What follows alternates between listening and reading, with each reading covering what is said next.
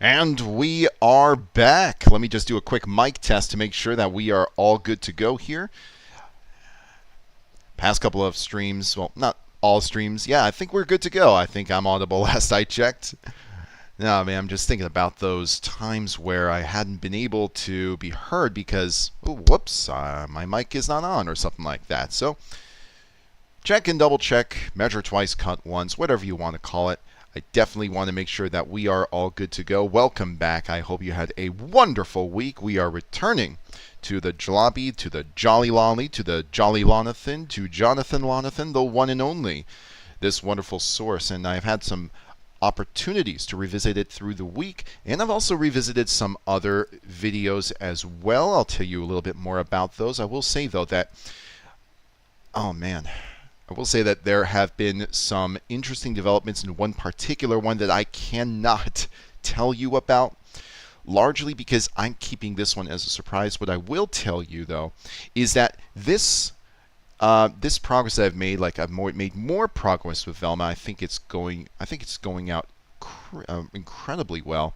The trickiest part about that episode is that it is so like, for lack of a better word, I guess it's just so tricky to use a source that has such cringe jokes or cringe humor. Is that this? Stop the echo there. Yo, what is going down, Starry Crow? Welcome to the stream. I hope you're having a great week. All right, Starry Crow, we are going to hit the J low. And I'll show you some of the edits that I've made, and I also withheld some edits on purpose because I wanted to tackle them on the stream. I think that a lot of these edits that I make are, especially some of the more complex ones where I'll need to do some some masking, maybe some more involved sentence mixing. Would you look at that? You're actually early, Luna. You got that right. Welcome back to the stream. I hope you had a wonderful week. It's good to have you back, and I think that we're going to have a heck of a lot of fun because what we're doing this week is, remember, past couple of weeks I have been taking notes. I'm a meticulous note taker, especially when it comes to anything YouTube Poop created.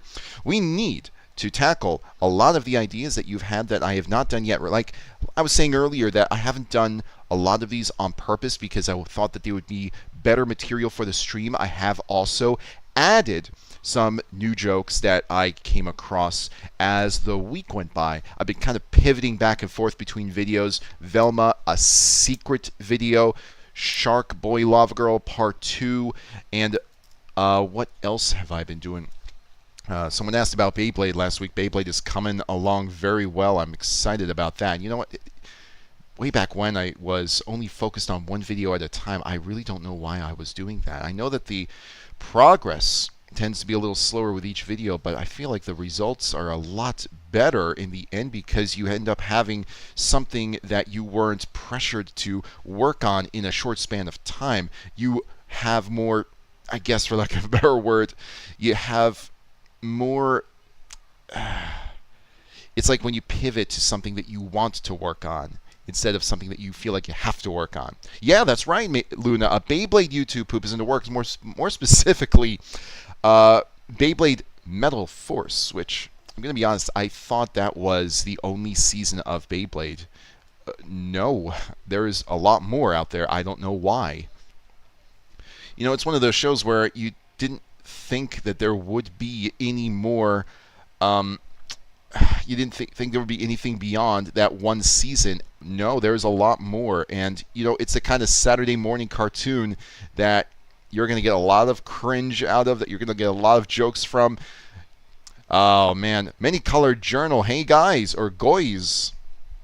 I guess that's how it's pronounced. Well, welcome back.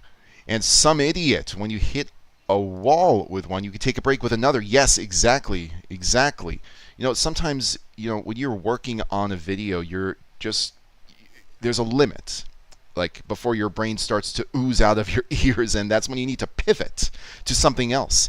And sometimes what you work on, if it's working with different styles, like with this one, with Jonathan Lonathan, we're working with a very different style, almost a very different style than the Beyblade one, because the Beyblade's more of like a classic style, what I used to make with, you know, the deeper cut style. This Jonathan Lonathan video is going to be a little less rigid in what we do with it. We're just coming up with jokes. That's all we're doing. Taking we're just taking it and just throwing it up against the wall. And yeah, I mean, progress is progress ultimately. So we're going to be seeing how much more progress that we can do. Now, I think that a lot of these jokes are going to be wonderful. I cannot wait to see how they turn out, and I can't wait to show you some of the small, albeit progressive progress that has been made over the week. I'm just working on something on my other monitor here. I have two monitors set up, one for the chat and the other for the stream as well, and the other so that you can see what's on this one. And here we go. Bada bing, bada bing. And I wonder what is going to be in store for us today. I find that if I use the YouTube Studio to check out the chat, the comments are a little more recent than if I use something else. So I'm going to do just that. Let's pop this open. And here we go. And really hope that, yeah, there we go. That's what I'm after. That's what I'm after. So let's go right back to this. Is there anything you unironically like in the Beyblade source?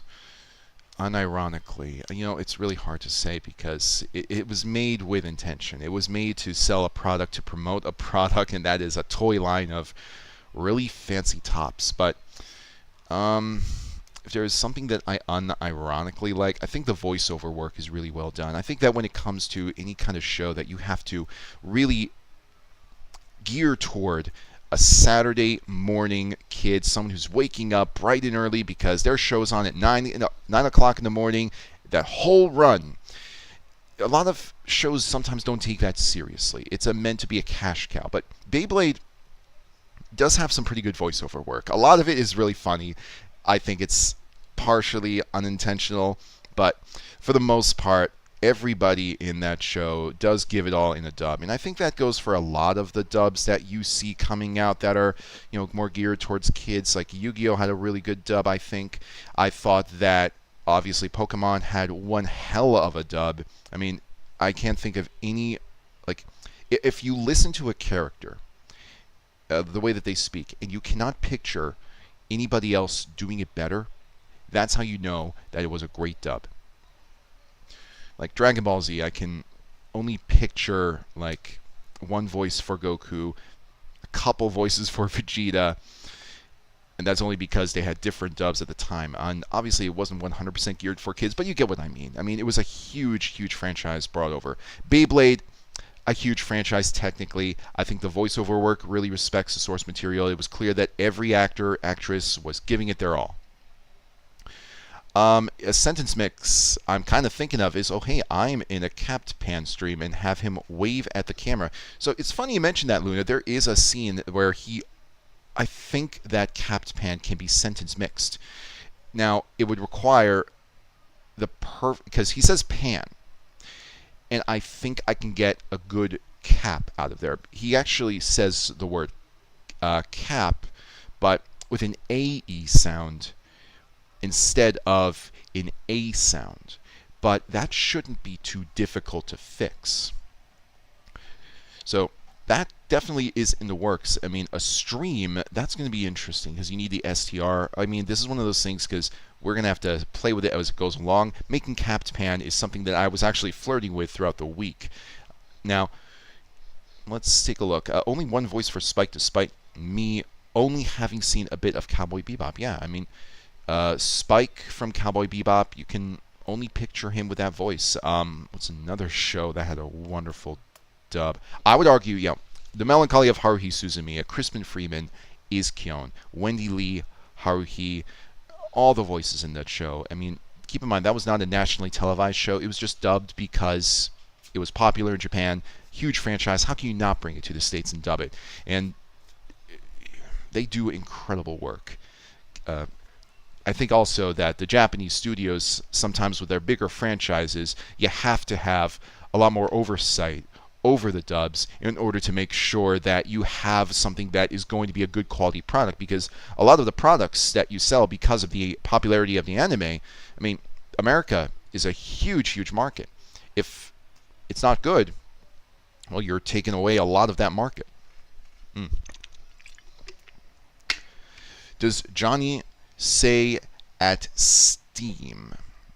Because we can use that with an R from another word. I believe he does use the word Steam. I could be wrong. It's around the scene where he's taking the bowl of broccoli out, and he's talking about... Now, I don't know if you've seen the source in full. I've only kind of shown you bits and pieces. I may have gone over that particular source only briefly, or part of the source only briefly.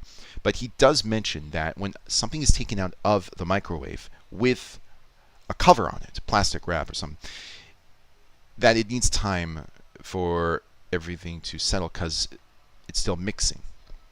So there might be a possibility of turning that into stream.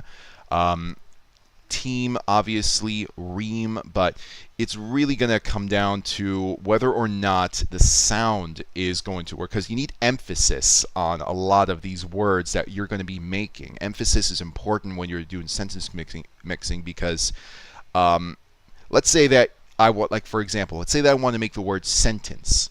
Emphasis is on the word sen. Sometimes when you're sentence mixing, you can get the right words but the wrong emphasis. So maybe you accidentally, instead of making sentence, you make sentence, which it comes close, but when you've got it coming in a sentence, like when someone is actually speaking it and you have another word right after that, your audience might take a second to, wait, what was that word what I thought it was? And maybe you miss a couple of heads. A lot of people may have that going over their head.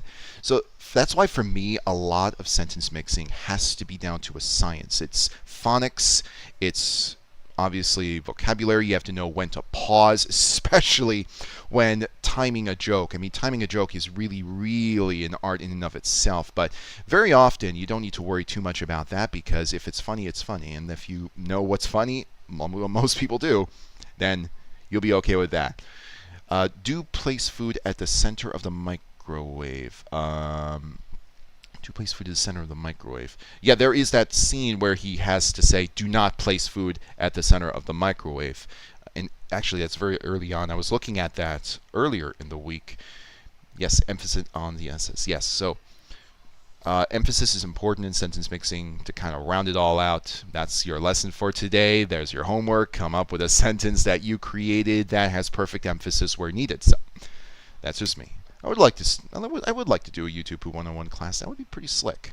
I don't know if I get college credits awarded for you for that, but still.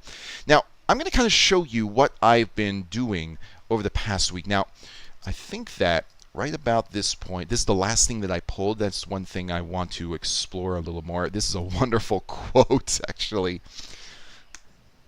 Am I still in the refrigerator? I'm cold. I'm cold. I just think there's just so many opportunities for this if we can make it fixed. Like, one thought I had was just having him in the microwave, because he doesn't really go to the fridge at all, to my knowledge. In this video, he just stays around that microwave. Not many other appliances. Maybe you can make the handles in the background horizontal instead of vertical as an Easter egg. That's something. I mean, it would take a lot of effort, because you have... So first off, the handles, these handles, you need a stationary camera. Let me just see if this is a... I mean, that is one Easter egg that, yeah, I think the camera's mostly stationary. Am I still in the refrigerator? I'm cold. Someone's operating the camera. It's not still. It's almost like it's being held, but still, we might be able to do that. I would want to do that last, because Easter egg jokes like that, I want to put more priority on some jokes that more people are going to see, to remember. If it's an Easter egg, if it's a quick Easter egg, that's a different story. But here we'd have to take every single one of these handles, mask them out, turn them sideways. And that can be a little laborious. I like to do some laborious things. This, I might as well write it down. put it right here. So handles sideways. Never know. Do place food, I mean the caption by. Do I place... I'm sure that there's a sentence. I'm trying to think of the sentence that you're trying to... you could do things that animate a face onto the food slash ingredient. Yeah. Oh, man. Place a face. Actually, you know what? There is a joke that I did come up with that I want to work on a little bit because there were so many ways that I could take it.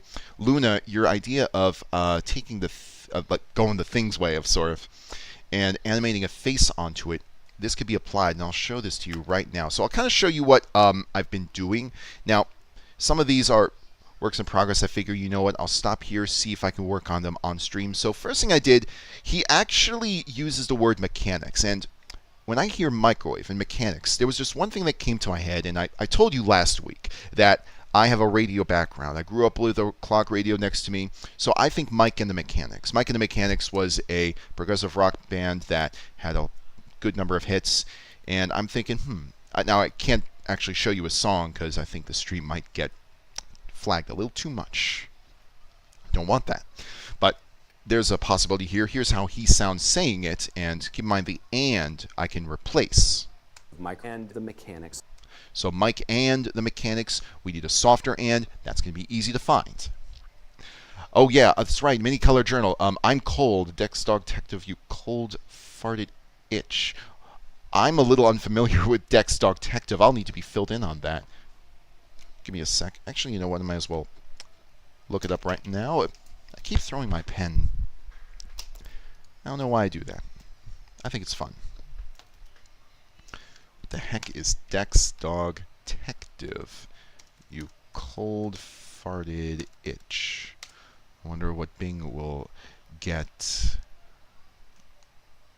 The hero among the metropolis. I feel like this is the kind of thing I can find on YouTube. What am I doing searching Bing for it? Why am I on Bing for the most part? Isn't that supposedly the worst one? Even though it has all the, AI and all that? I'll need some context. Yeah, the caption is, do not place food in the center of the microwave. That's right. Dex Dog. Oh, gosh. Food Fight. You're right. That... Good golly gosh. I have... Oh, man. Completely forgot about that movie. My God. I wonder if this is it. I wonder if this is the scene where he says it. You cold farted itch. I have not seen this movie in full. I've only ever seen quote-unquote reviews about it. Use your dit. Hold it right there, or Blondie gets it. Watch out! On your knees, dog.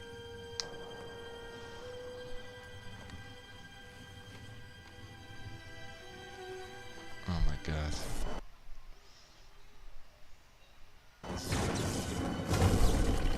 I always knew you were damaged goods. I'm not the one who's gonna be puppy whipped. You cold farted itch. You cold farted itch. Oh my God. Oh my goodness gracious. How much went into this movie? 60 million? I forget. You know what? Might as well download that. Okay. What in the world? What the heck is this, Luna? So, what you just saw was a scene from an animated film. I think it was released in 2004 or something like that, 2005. If memory serves, it went straight to video, but it was a movie that was supposed to be about all of the brands that you see in supermarket shelves. Mr. Clean, Cheeto guy, the cheetah from Cheetos, inhabiting a world, and it turned out like this. The history of which I forget, but apparently is really fascinating. But all that matters is the end result. In fact, what you just saw isn't even, in my mind, the best scene. There is actually this I Am Mean looking character who comes in walking like a spider or something, and he says, "Survival of the fittest, Leonard." Something to that effect. And it's amazing. It's one of those bad movies that you have to either have a drinking game to, just laugh at, just completely torch it, whatever you do. And I didn't even know this line was in there, and I have no idea if they were. It was obvious they were trying to say bitch, but they were trying to make it kid friendly. Released in 2012? Are you kidding me? Oh my god, that makes it even worse. Oh my god, last 2012. What the hell were they doing with that money? Oh man. And by the way, welcome Carnage68. Welcome Cad as well, Mr. Clean. Finally, it will all be clean. Oh my god. I have never seen the movie in full. I've only seen clips here and there. So if there are any other clips that I can think of using in another video, I will have to explore this movie some more. It's probably a goldmine. And you know what? Now you're familiar with it, Luna. Oh my gosh. I have no idea what they were thinking. But anyways. Let's see. What was this joke again? Was this? Oh no, Mike and the Mechanic. So, what I've also done is ahead of time I have. Let's see. I've isolated the scene where we have a 6 being entered into the microwave. Reason being is because we need that for 666. We need it for 69. Here it is right here, and what we can do here is we can employ, because we have 666, 69, all sorts of applications that we were working on earlier in the video. This is a perfect opportunity to get those masked out and ready, because for 666 all we have to do is just duplicate the 6. For 9 we just flip the 6 upside down. It's amazing how easy it is. Yeah, poople content right there. It is absolutely amazing as a source. I've never used it because, again, I have not seen the full movie. It's the kind of movie where I just look at it and I think, I need to watch this with other people. That's the only way. Sometimes it's, you know, movies like that, like Birdemic, Shock and Terror, another one, Plan 9 from Outer Space, classic bad movies. I feel like those movies are best enjoyed in groups so that you can all laugh at it together. And it's amazing when you have that experience. So I guess Food Fight, which is the name of that movie, Food Fight, is that movie you've got to add to your list. It might have been in development hell in 2004, 2005. Yeah, but I don't understand. The budget for that movie was so rich. Like, it was in the tens of millions, and that's how it turned out. So how in the world did it end up in development hell is beyond me. I know that people on the internet have reviewed it, quote unquote. I mean, I think the first time I saw it reviewed was JonTron, back when he had reviewed it with like early stuff on his channel. So that movie is just one hell of a goldmine right there. I will add that. I've already downloaded it. We just have to pop it into the source track. The movie being made at all in and of itself is outrageous. I can see where they got the idea from, because sometimes we have beloved brands or something that, you know, I mean, sometimes mascots can be pretty cool. I mean, you see commercials for Tony the Tiger almost all the time when you're a kid. But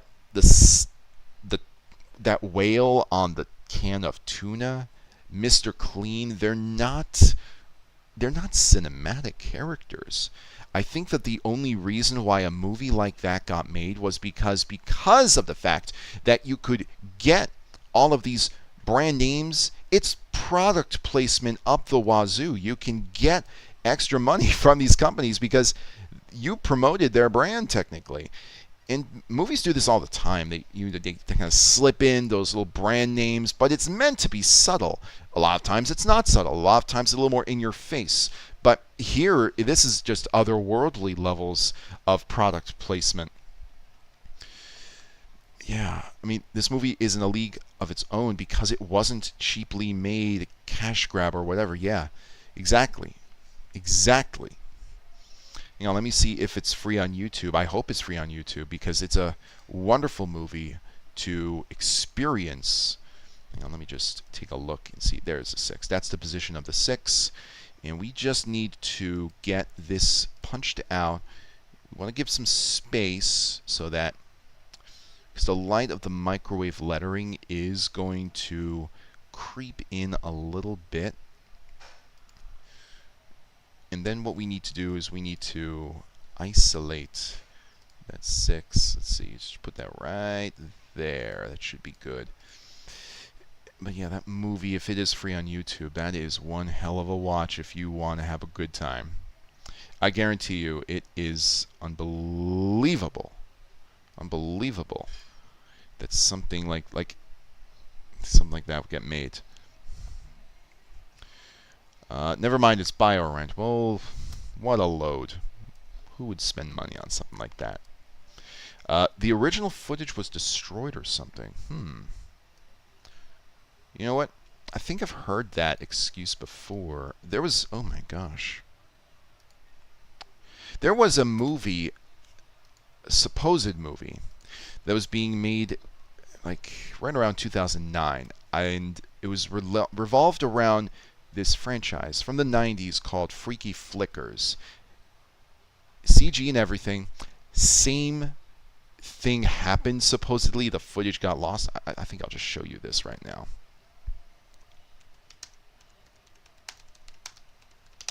Freaky Flickers. When I think about footage that got lost or stolen, this is what I'm like. Jeez. Yeah. I guarantee you, this is another one of those movies. Now, I've actually seen whole parts of this, more whole parts of this. Yes, discover, whatever, discover. I'm discovering this. Thank you very much.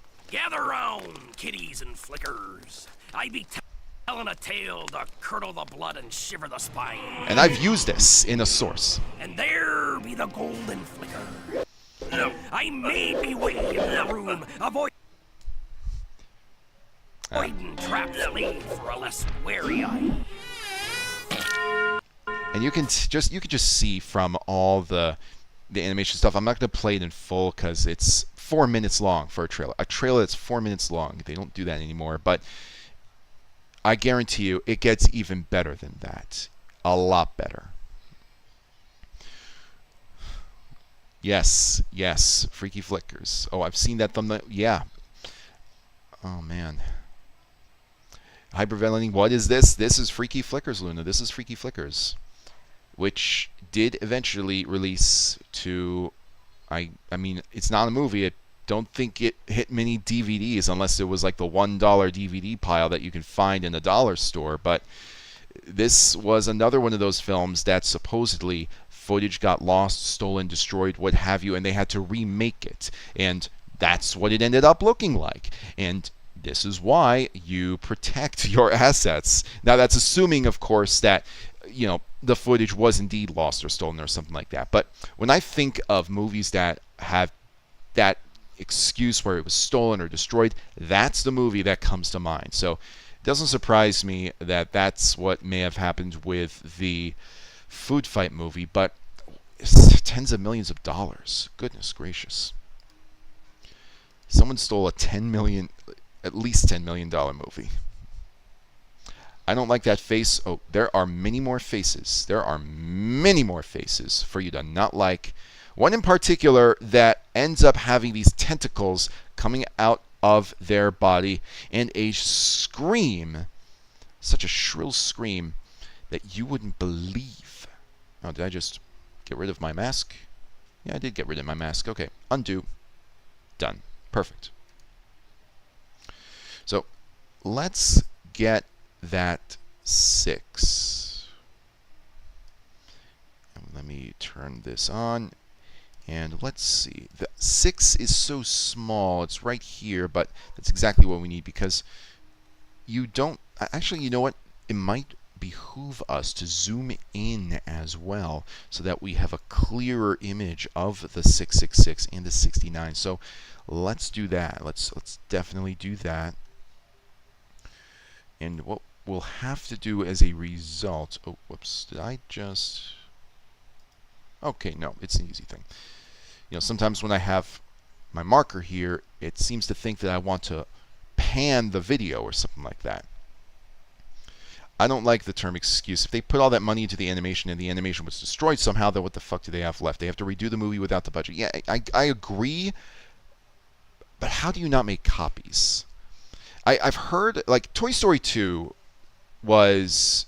I'm sure you've heard this story. Toy Story 2 had almost been completely lost, if not for the fact that an employee for Pixar had managed to save the movie on, I guess, a hard drive at home or a copy on a disc at home, and they were able to restore everything that they had done. That's something that, you'd think if you had made copies, backups, which you absolutely need to do. I mean, even in Hollywood, non-animated movies, you need to do multiple takes. You need to copy everything and put it into some kind of backup log or something. I do that with all my videos, all my YouTube poops. I've had instances where Vegas didn't just completely crash on me, but almost deleted my entire video, and I have it set up so that if something does happen, then I could just pull a backup log and it will restore everything. Film studios, you have to do that. I know it sounds like I'm being hard on the studio, but you are like a lot of that money is probably invested money. So I bet the investors who looked at the product at the end probably were not happy. HDs were way more expensive back then. Absolutely, yeah. I mean, HD was kind of growing in the 2000s, which I think the movie began production in the 2000s. Like someone said, 2004, 2005. But you still needed to put something onto screen. Yeah, that happened to Toy Story 2. Yep. Maybe 1 Last 6 is an extremely long time, like 6. I'm guessing, let's see. Assuming those last two, like, maybe there's a way that can be implemented. Actually, that's a good idea, Mini Colored Journal. We have the 666, we have 69, and then Johnny can, keep hitting the 0 button, and then the 6 is just exit that screen, that timer screen.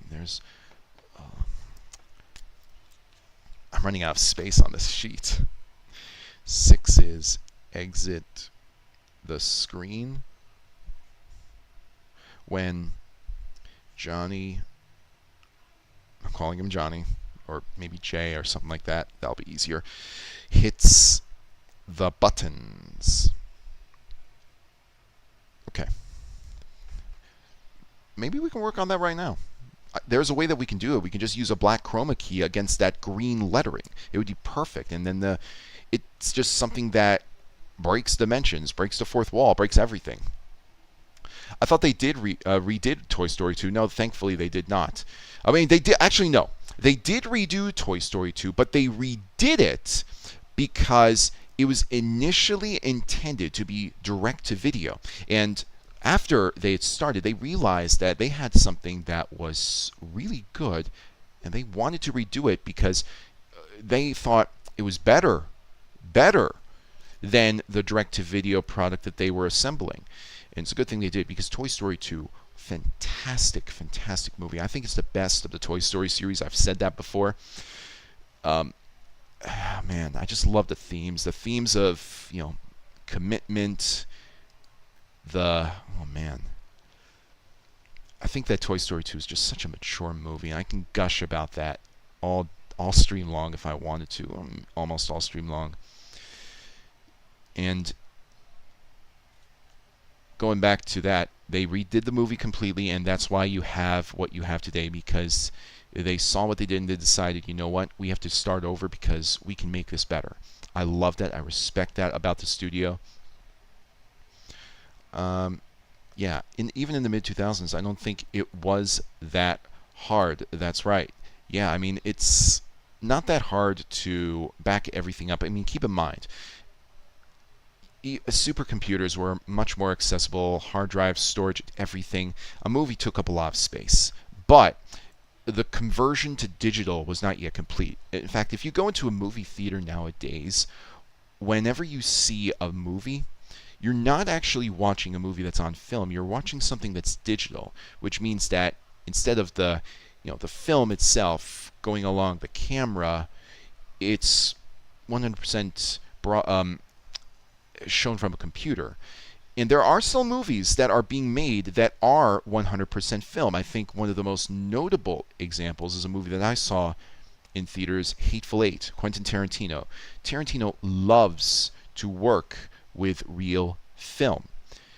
Real as in R-E-A-L, and R-E-E-L, I guess, is a good homonym right there. But you'll very, very rarely see a movie that's going to be on an actual reel. Nowadays, it's all digital. So back then, I mean, you had to make multiple reels in movies so that you had a backup should something happen. Yeah, Lotso was my favorite villain. You know what? I see Lotso as a really good villain. I will always hold a candle to the original Toy Story Sid, who is absolutely sadistic. Absolutely sadistic. That's one of those. He's one of those villains that you remember as a kid for good reason. Let's see. The 6 comes up just fine. Perfect. Now, what I'm going to do, I'm just going to have it start there. I'm going to apply the chroma keyer, and I'm going to get rid of the black in the background because you can still see a little bit of black on the outside of that 6. Ooh, I hit the. Oh, that's okay. So let's take the black of this microwave screen, apply it, turn the chroma keyer back on, adjust the thresholds a little bit so that the 6 comes into play, but the black does not. That's a silver background, so it's probably going to be a little tricky to get this to be 100% perfect, but I'm sure that we can make something happen. Heck, one thing that we can also do is make the 6s bigger as they come out. My favorite line in Toy Story 2. Good gosh. Favorite line. Okay, I'm getting deep here. I mean, I'm sure you meant funny line. If it's a funny line, I'll just go with funny line and actual favorite line. I'm going to say, let's see, it's at the scene just before they're crossing the street to Al's Toy Barn, and they see something get run over, and they think, oh, well, we tried. I thought that was a really subtly funny line. But favorite line from the movie is Stinky Pete asking Woody after he's heard Jesse's story, how long will it last? I think that the reason why Toy Story 2 is such a good film, is the best Toy Story, is because even though it deals with the issues of being a toy that is you outgrow a toy, obviously, and what happens to that toy, it also deals with the issue of commitment from a human perspective. Is it better to be loved by all but never long term, or by maybe that one special person? And it's a tough question. It's a tough question. I mean, there's no answer for it because not everybody's different. In the movie, Stinky Pete, obviously, he felt like it was going to be better for him to be loved by multiple people. For Woody, I mean, one thing I love about that movie is that Woody actually says, I'm actually really excited about this, as they're waiting to be shipped to Japan. And that's one thing. I mean, it sounds great, but it's not for everybody. And then when he realizes that he's Andy's toy, I mean, Jesse says, Andy's going to grow up. And he says, and I wouldn't miss it for the world. That's the heart of the movie right there. That's why I love that movie so much. I actually kind of get a little teary-eyed thinking about it because, my gosh, what a wonderful, wonderful movie. And probably, one of the funniest Toy Stories, too. Oh, man. 3, but yeah, 3, I've heard a lot of people say 3 is the best, and I don't blame them for thinking that because I completely get it. Just adding another chroma key here to see if I can get rid of the residual black. May have done a little too much. There we go. This is going to be a little tricky of an edit. If I increase the size, maybe I can get a more clear chroma key for now. Then I can shrink it again. Yeah, those little edges right there are the trouble. These sides. I'm sure that it can be worked out though. Maybe what I can do is just adjust the mask on it. That shouldn't be too tricky. That shouldn't be too tricky. Yeah. Pixar is getting kneecapped by Disney nowadays. I mean, nowadays animated movies are so much easier to make because the ability to craft those resources, those 3D models, it's become easier and easier. Not to mention, more and more people, more and more studios are turning towards streaming. And with streaming, studios now have another problem on their hands. How do you justify the cost of streaming to people? Because it's like in the teens now, depending on how much you pay for Disney Plus. And for some people who maybe watch one thing and don't watch anything else, they have to keep releasing new stuff, especially since Disney's direct competition, like, it comes in the form of DreamWorks, it comes in the form of multiple studios. So the more that you can churn out, the better it is for the bottom line. I mean, animation obviously is a wonderful, wonderful type of movie, an animated movie, but you gotta, every now and again you need to put something out to keep the audience active or attentive rather. I'm a huge fan of Pete Docter's movies personally, so I'm willing to wait. Like, Soul is amazing, Inside Out also amazing. I hope there's a sequel to that. But Pixar's output, it's, you're still going to get those gems. You're still going to get those gems. You may have to wait a while for some of those gems to appear, but you are going to get them. If there's one thing that I learned about that studio, it's that. Do we have a better 6 now?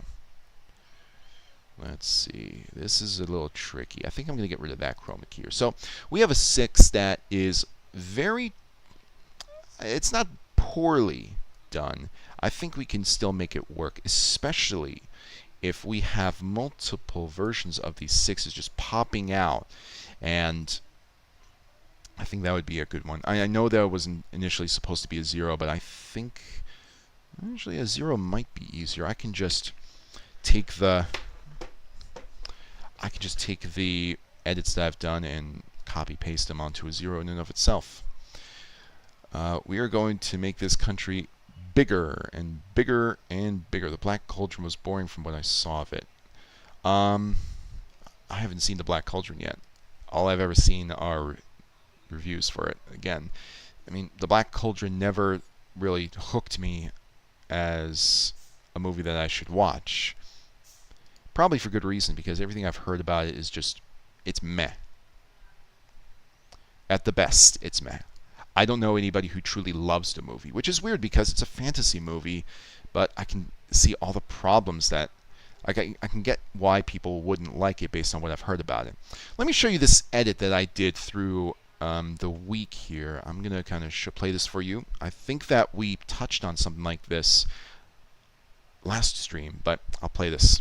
This is a neat little container, and it comes in a neat little container, and the neat little container is itself a neat little container. I like that. It's not... Let me just save that. I just need to edit the visual parts of it. That's no problem. And then there is one more edit that I really love. Like, that I think that there are going to be some great visual opportunities going back to what you had proposed, Mini Color Journal. This sentence mix right here. Or wait, was it you or was it Luna? I think it was you, Luna, actually, now that I think about it. The cheese is going to absorb my power. The cheese is going to absorb my power. And to the point, to the idea that you'd mentioned about the thingsing it, so to say, having a face appear, the cheese absorbing the power suddenly gets a face. That's going to be really interesting.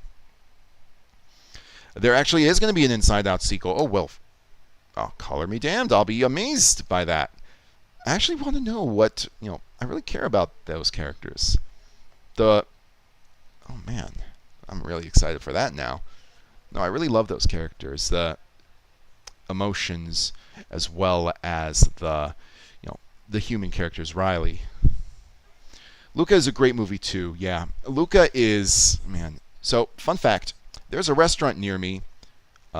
Actually, let me preface this. Luca is actually set on the island of Ischia. Around the island of Ischia, which is just off the coast of Naples. There is a restaurant near me that serves Iskian cuisine. Pure Iskian cuisine. And I thought that was amazing. In fact, it's actually called Luca's.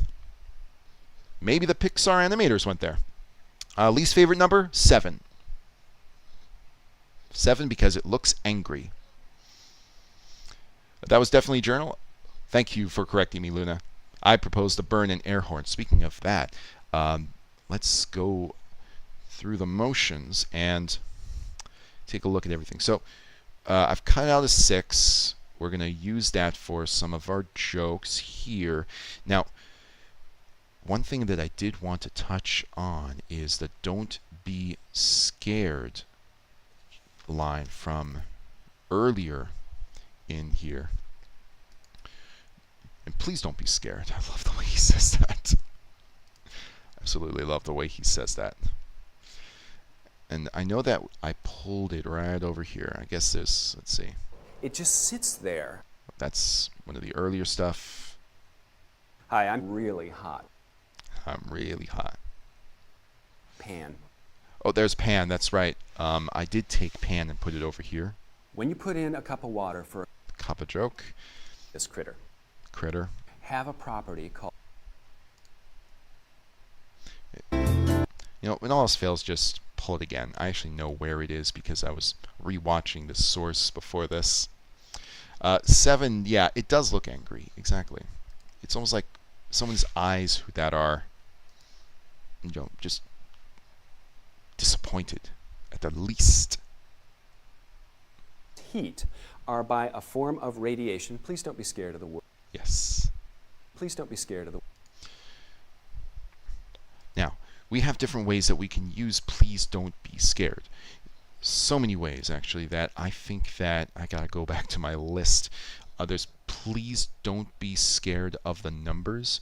In fact, kind of branching off into that edit I was working on before with the chroma keying of the microwave numbers. They could be flying out as this joke is made. So let's make some room in the very early parts of this video. Very early parts. Please don't be scared of the... Actually, let's put it When you put in a cup of water for... like the numbers in the front joke would be the perfect placement for this. So let's just isolate this here so that I know exactly where to return to. And now to copy the work that was being done in here, and we're going to just copy that and bring it all the way over to this. Please don't be scared of the numbers, although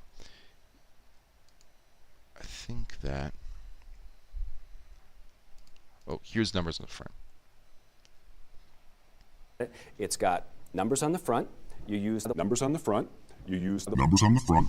You need to understand the numbers on the front. Actually, I think we can extend this joke a little bit more using the "please don't be scared." Okay. Will I host a Jonathan Lonathan YouTube poop collab? I think this, I love working on this source.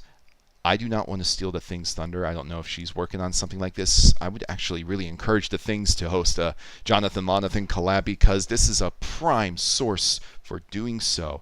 The Things, if you're watching, please do host a collab or something like that, because there are probably some amazing, amazing videos yet to be made using these sources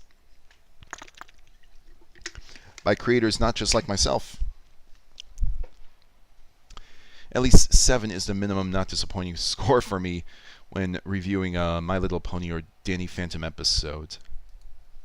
Well, I don't know. I kind of like 8 better. So 6 is my favorite number. That's why I'm Catpan 6. 8 is my second favorite number. So 8 is a little bit more of a more positive score at the least, because in grade school in the United States, an 8 was a B. An 80 was at least a B. Please don't be scared of the frumbers on the nut. Yes, exactly. You read my mind, Luna. You need to understand the frumbers on the nut. I'll play that for you one more time, Cad. I'll play that for you. This is an edit that we had worked on, I think, in the very first stream that we used Jonathan Lonathan here. It's got numbers on the front. You use the numbers on the front. You use the Numbers on the front. You need to understand the frumbers on the nut. Please don't be scared of the. Yeah, this is a wonderful, wonderful joke that was put together. I love that sound effect that comes a little bit later with the audio. So please don't be scared of the... Got numbers. Yeah, in fact, let me just cross this out since we're working on this right now. We can do a continuation. I need multiple pens. We could do a continuation of this joke. Now we have frumbers on the nut for starters, but there are probably other ways of editing frumbers on the nut or numbers on the front, what have you. Yeah, you heard it. Yeah, that's a wonderful splice, isn't it? I mean, it kind of goes to back when I was working on this little splice right here. I think that's when it was. I was just telling you that if you're sentence mixing, then you don't have to make real words. You can just cross consonants, just swap them, and you get amazing, amazing things. So don't be afraid to explore to your heart's content. In fact, if you do that, you'll actually end up a lot of the time with some things that you may never have considered before, and you're going to get a lot of wonderful, wonderful opportunities after that to expand upon that. Expand your horizons. Look towards some amazing edits that will challenge what you typically do.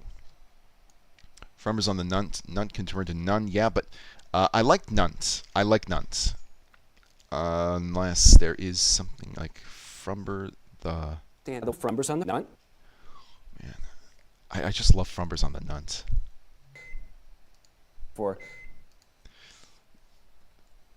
I think maybe we can... Let's start with... Please don't be scared of the numbers. Let's just start with that. It's got numbers on. Numbers on. Let's start with numbers. Numbers on. And again, we can apply the joke of numbers just flying right off, and maybe even just doing some destruction, wanton destruction. Who knows? It's a YouTube poop. You can do whatever you want. Please don't be scared of the number. Although he does say numbers rather strongly. Numbers on. Numbers on. Just want to cut it off right there. Let's check. Numbers on. Still a little... Let's remove this when you get here. Numbers. Yes, please don't be scared of the numbers. Now, it's going to be a sharp change in not inflection, but volume. Please don't be scared of the numbers. Please don't be scared of the numbers. Okay. Please don't be scared of the numbers. Let's see. Agitate.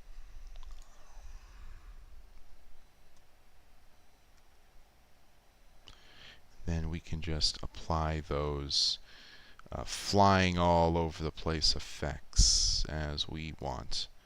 So let's start with that. Don't be scared of the nuns. The fumble on the blunt.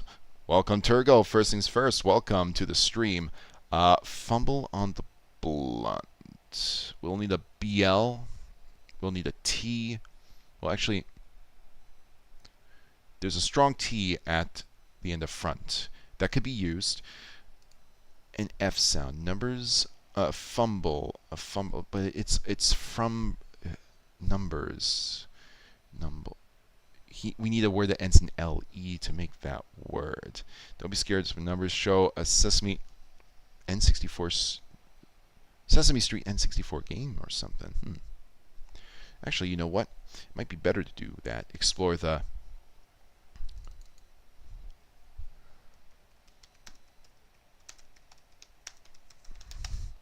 Let's see what you have to choose from. You never know what you're going to find. Okay. I mean, I know that Sesame Street has a ton of numbers, but they're going to... Oh, man, I'm going to have to pore over all of these.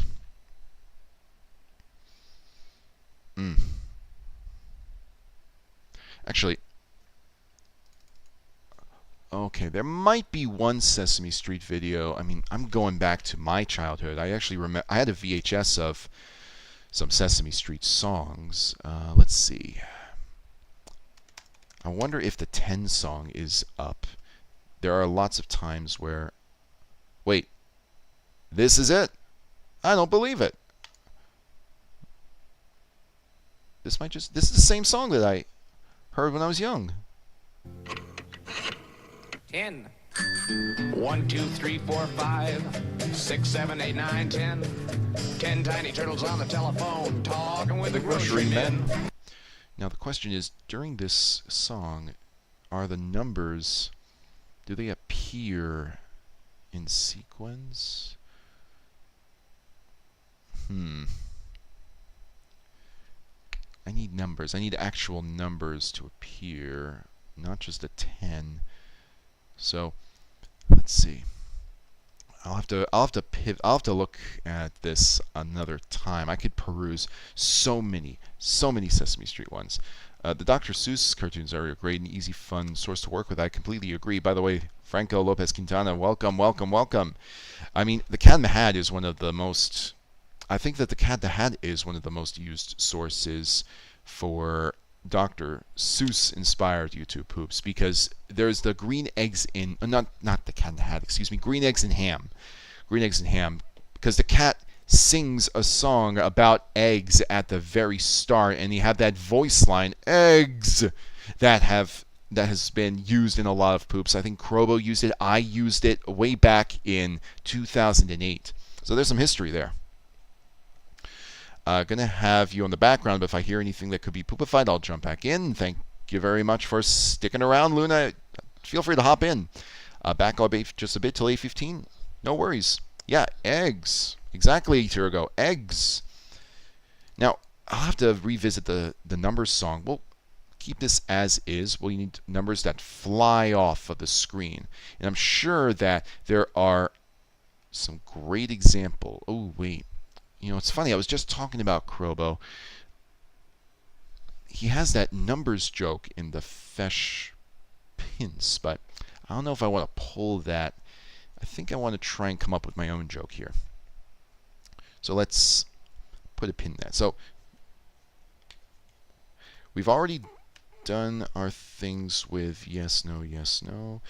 Lonnie John Silver and the Jolly Roger. That was one sentence mix that was suggested. Can we make Lonnie John Silver, or maybe Long John Silver, or even Jolly Roger? That is a doable sentence mix, I'm sure, because Jonathan Lonathan, first off, the base is already there. So let's see what we can do. I mean, heck, there's even a... let's go for Long John Silver's, because Long John Silver's is simultaneously a fast food chain. So, yeah. Hi, I'm Chef Jonathan Locke, and no, you're not. You're Jonathan Lonathan. Don't deny it. Okay, let's pull this. See what we get. EGGSX. Yes, numbers. Who's your favorite Ace Attorney culprit? I feel like if I don't want to spoil any. Oh yeah, just say the case. All right. Favorite Ace Attorney culprit. I'm going to say... Okay, because I don't remember the names of all the cases, but I do know what a lot of their focus was on. I'm gonna say the one with the Nickel Samurai, and the Jamming Samurai case. I forget what that's called, but yeah, that's right. His name is actually Jonathan Locke, but he's just in denial. I'm gonna say, by the way, welcome former Alex. Welcome former Alex. I think that's the best case because the themes of that case are, what it means to actually defend somebody. Can you defend somebody like all the time and believe in their argument all the time? I mean, it's such a wonderful, wonderful case. Now let's pull. Hi, I'm Chef Jonathan Locke. All right, we don't need Chef, although we could use Chef maybe for some other things. Chef Jonathan. Jonathan Locke. John. I think we need a... He's saying Jonathan.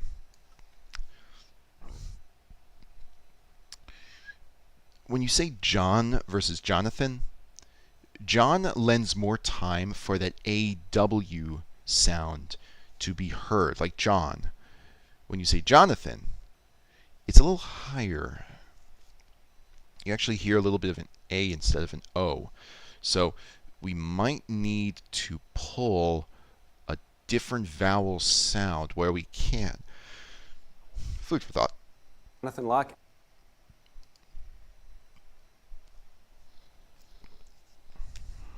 Long John Silver. Let's get lock and turn it into long. Jonathan Locke. What even is this source? Weird low budget weird low budget cooking demonstrations. This, Alex, this is called Jonathan Lonathan. Now, if you're familiar with The Things uses this source with a plum. Absolutely wonderful, wonderful YouTube poops made from it. Now, these aren't cheap at all. Jonathan Lonathan here, he's actually a really good educator, but I can't explain it. Something about the source, something about the way he speaks, the way he demonstrates things, it lends itself to so many edits. And The Things has been making videos on Jonathan Lonathan here for years, and now she's gotten the ability to give us the source, so to say. If you go to the Things channel and you see her most recent what to food video in the series, you'll see in the comment section, and not the comment, the description, the download links. I highly encourage you to watch them because they are wonderful. You might get a lot of inspiration if you're a YouTube poop creator yourself.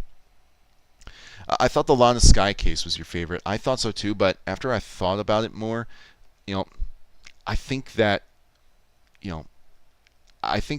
like as a player playing these cases, I was tied into knots doing what I had to do during that Nickel Samurai case. So, like, in hindsight, I think that's the one I'm going to go with. I did love the Lana Sky case. I thought that the story was also really good in that one. Chef Leviathan, another good choice. I'm going to go with Long John Silver, though. Maybe we can return to Leviathan. And the Last Justice for All... in the Last Justice for All case, is the killer or his hirer your favorite culprit? Let's see. I'm talking more about the person who hired the killer. The person who hired the killer. Oh, I've seen Ellie's video. Yes.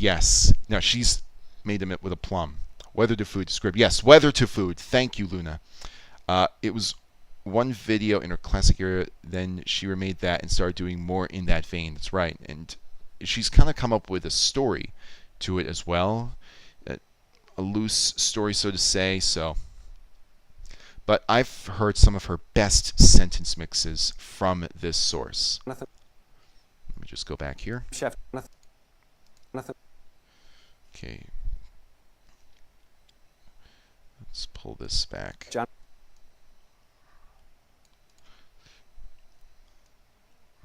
One of my favorite sentence mixes from her, that series, she took the word jalapeno and turned it into all up in yo. That's the kind of genius that she is. John. Let's see. Now we need silver. We need. Lock. Let's take the la. I think we can make long from this. Lock. Lock. So we got law and John. We need to get silver included. We need to find a way to make silver. And I think there could be some really good ways. We just got to keep our ears open. So we got Long John Silver, John Lee Roger, another option. Now, we added the codec last week. There are certain things to. Oh man, I don't think we've done this one yet. We have to do this one. We absolutely have to do this. So let's go to the beginning again. There are certain things you have to remember. We're looking for that. It's got a turntable in the middle. For example of a microwave. If you look at it, it's got numbers on the front. You use those to Oh, the weather to food description? Yes, yes. program both. And it's got a turntable in the middle. The way that microwaves heat are by a form of radiation. Radiation. Everything is radiation. It just means radius. Remember that from math? It goes out in a circle. That's what radiation. Hold on. It just means radius. Remember that from math? I like this line. Remember that from math? I like this line. I'm going to take it. I'm going to see what we can do with it. You can use the Nathan of Jonathan, the nothing, for him to say nothing. Ooh. Ooh, nothing. That is a good option right there. Okay, let me put this right here so we can work on something with it, maybe. The nothing. Does it sound like nothing? Jonathan. Hi, I'm Chef Jonathan. Ooh, that does sound like nothing. Nothing. Nothing, nothing, Nothing. nothing. Let me just edit a little bit more. Nothing. Man, Nothing. nothing. That does sound like nothing. Ooh, there are all sorts of applications for this. What are you making? Nothing. Or nothing. Yeah. Numbers. Remember that from math? Yeah. Ooh, yeah. Good thinking, Alex. Remember that from math. Connected to the numbers. Good thinking. It's got a learn table. Shows elementary school classroom. So we're going to be working on a couple of turntable jokes. Nothing but numbers. Ooh. Nothing but numbers. Yeah, let's see. A neat little container. Let me go back to the drop-off point for that little clip. Remember that from math? Let me pull the remember that from math over into the spot that we had numbers in the front. Let's just make some adjustments. Remember that from math? Math. Let's get this steady. Remember that from math? Go just one small edit. Remember that from math? Yeah, there we go. And the king spake, let the pooping commence. Welcome, Gelstrom, welcome. What's good about Ben Woodman? Nothing. Nothing. Oh, nothing but numbers. That's a good application. That's a good application. Nothing but numbers. Okay. Let's go back to this. Nothing. Okay, let's get that added over here. We need to get but and add it to the numbers. Nothing but numbers. Whew. We're getting into it, really. Let's go back. Where did I just there it is. Man, sometimes it gets a little muddled because there's so many bits and pieces strewn about. They're gonna all thread together to make one collective tissue. You'll see. Please don't be scared of the numbers. Remember that from math. Nothing. We need a but. Nothing but numbers.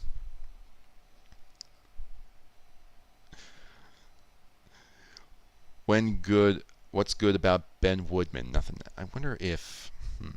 Let me listen to that. What's good about Ben Woodman? I feel like that's. Why do I feel like that is some kind of talk or something? Ooh, remember that from math. Ooh, okay, mini color journal. You are onto something here. Remember math, like we can take that and turn it into remember that from math? No, you know nothing. Remember that from math? No, you know nothing. Now, let's see if we can let's just write these down right here. I'm gonna have to use a new page. Okay, so the words that we need are no. We need to get you, and we can reuse the no, the NO for KNOW here. So we need no and you. Oh my God. We need no you. Thou hast defiled the earth, indeed. Oh, it's just a oh. It was just a diss at an Ace Attorney character. Okay, I thought it was like a line from a movie or something. Every time I see something I don't recognize, a line or something, I have to know a little bit more about the context sometimes. As a creator, you gotta be willing to explore. Okay. Let's keep our eyes open. I really did not like that Ace Attorney Ben Woodman. I'm trying to remember. Shoot, Ben Woodman. Did I defend a Ben Woodman? I've only played the original trilogy, unless this is just a character I forgot from a case I forgot or something. Yeah, no you. Exactly, Luna. No you. We need the no and the you. Talking about microwaves. What's wrong with Phoenix Wright? LOL, nothing. Welcome, Valor. Welcome back, Valor, I should say. I actually really like the Phoenix Wright games. I think that there was like a character that Journal had mentioned that they did not find Really to their liking. Example of a microwave. If you look at it, it's got numbers on the front. You use those. Oh, here we go. You use. So here we go. We got two different forms of a U. We have a short, like a U, and then a U that's coming from U's. We're going to see which one fits better. We might be able to use both. You use those. Because the way that Jonathan speaks here, he's waiting until the end of the word to use the S sound. A lot of, like, you probably do that too. Let's say, you say the word use. There are two ways I found that people do that, say the word use. There are people who say use, and then there are people who say use, where the S sound comes out earlier, almost taking the second half of that word. Jonathan holds the vowel sound before adding the S. That's to our advantage here. You use. Because you can eradicate the S sound and you're left with a U, a more clear U. So you can have all sorts of applications with this. No, you are my favorite Captain Rescue action figure. Yes. Oh man, I know what that comes from. That's from Kringle Special. Krobo, December 2008. I remember that video. Justice for All, Case 3, Turnabout Big Top is Ben Woodman's case. Thank you. Oh, was he the ventriloquist? Huh. That might be why, because all I remember is the dummy, and I don't even remember what the dummy's name was. It's not this. Like, I know about the clown lady with the animated dress. That one I think comes in a later game, and I remember that for some odd reason. I think that trended on Twitter because people found the clown hot. People have a thing for clowns. So we have two versions. So, ooh, interesting. So when you, oh man, he's using two y sounds here consecutively. You use, but he has to get prepared to say that use, the word use. So the end of the word you actually goes a little higher. You. Man, it's all over the place. So this is definitely the better sound here. This is the more accurate you. So let's get rid of the other one. I guess we're not going to use both. It doesn't work. That's right. It doesn't work. Let's pivot all the way back here. Yeah, I'm just going to soften the start. There we go. Oh, yes, he was a ventriloquist. Yes. He ruins the case, in my opinion. I think that the creepiest thing about that case was that it wasn't the girl who a couple of the characters were hitting on 16. And correct me if I'm wrong. If she wasn't 16, I'll feel a little bit better. If she was, well, that's not good. I think that it was just meant to express the complete bonkers way that the circus operates, or the characters themselves, but that's just one of those things. Yes. Oh, the clown SC meme. Don't remind me. LOL. Yeah, that's the one. That's the one. And it's oddly enough, the game isn't even a recent game, but it, I guess, became a meme or spiked in popularity as a meme maybe those months ago. He used his puppet to hit, 16 years old at 31 years. Yeah, that's right. There's a, now I think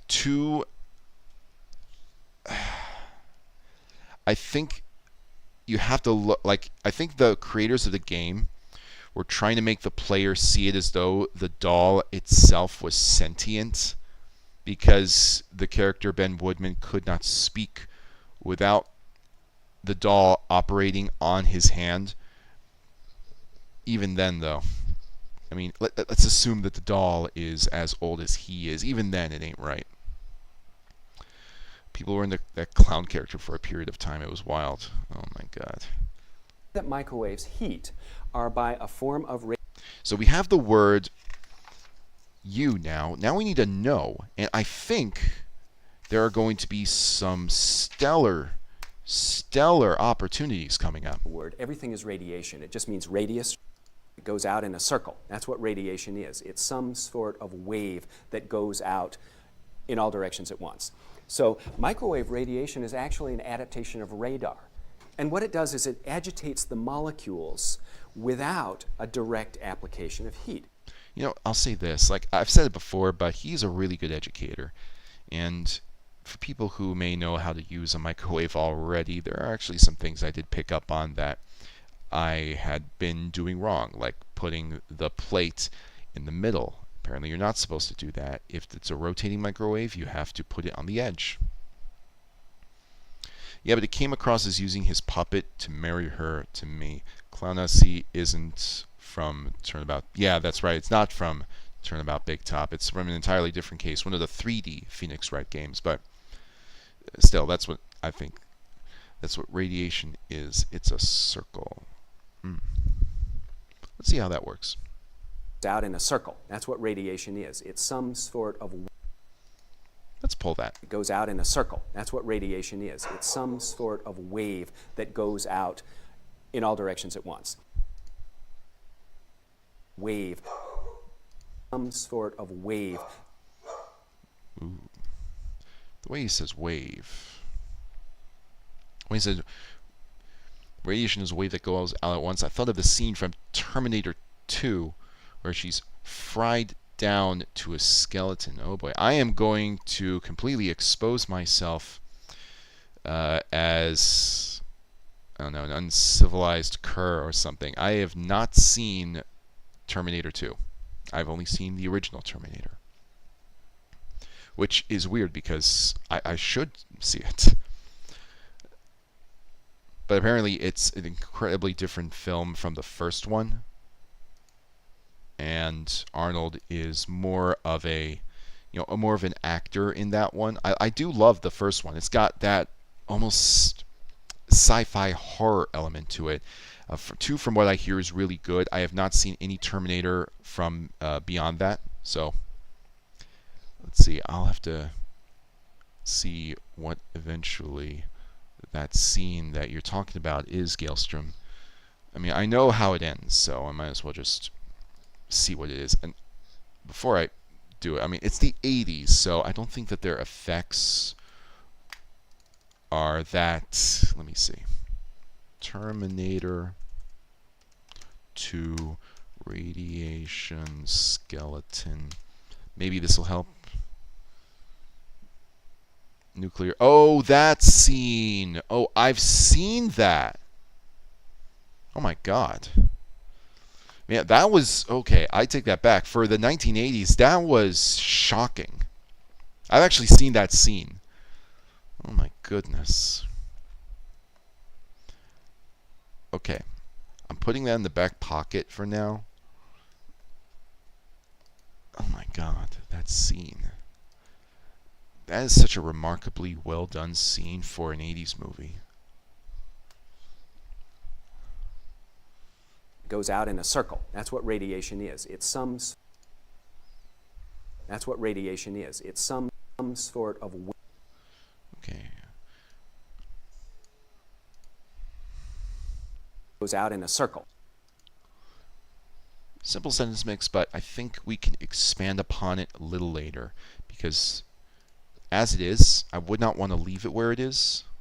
That's what radiation is. It's some sort of a circle. Let me just edit down a little bit, make it more. Some sort of a circle. Circle. There we go. Sort of circle. Volume's different. Sort of circle. Let me fix that because this needs to be. Sort of circle. There we go. We can expand upon that. Can you send me a link to the green eggs and ham YTP you mentioned? Yeah, absolutely. Give me un momento. I'll show it to you. It's a classic Robo poop. I think he released it, if memory serves, in March of 2008. Crobo. It's called Green Eggs and Eggs. Now, I'm going to post this in the chat because, that way you have the link, but I'll show you the original song as well. I'll show you a little bit from the poop itself, and then I'll show you the song. Here we go. Yes. Launch the missile now. Oh man, I love that. I love that line. Be a pretty randomly heavy juxtaposition for this chill education movie. Yeah, it would. My gosh, it would. It's like, oh man, I've done juxtaposition. I've done those kinds of scenes where it's so simple and innocent, and all of a sudden you turn it up to 11 or something. What is radiation? It's a circle. That's all we know. Ooh, that's good, Turgo. Cap, can I post a link? Because someone posted Food Fight movie in full. Oh yeah. Share the link, Luna. Share the link. Share the link for all of us. Please do this. I've got to watch that movie in full. I think it's just one of those regular 90-minute movies at most, so shouldn't be too long. Let's go back to that. Let's see. That's all we know. That's what radiation is. It's some sort of circle. That's what radiation is. What is radiation? It's some sort of circle. That's what radiation is. So we'll remix this. It's Just need yes, need a short is. yes, radiation. Need more emphasis. We need more S in that is. Yes, yes, radiation. Yes, radiation. Okay, let me just expand. Yes, radiation. Yes, radiation. Okay, Radiation is. Radiation. there we go. Now he does say what here. That's what. What? It's a very short what. Let's see if it works out. It could be something he says quickly here. What? Yes, radiation. No, we need a more definitive what than that. Anytime, Franco. Anytime. Anyways, I'll just show you a little bit of this poop. Eggs, eggs, eggs, eggs, eggs, eggs, and ham, and eggs. I am Chairwoman. I'll never get tired of Chad Warren. Do you like green eggs and Eggs. do you like green? Fuck you. That's his classic right there. Actually, we can use this, we can actually use the original source material for this, because there's a scene later on where he's holding an egg. He's talking about eggs. To this day, all my curse beep timing is drawn from Kageto-kun's over 9,000. I've yet to hear a funnier swap of a word than actually including the beep. Yeah, oh man, that's one of the classics right there.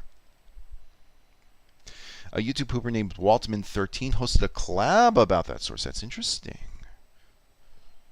Let's see. Green eggs and ham animated.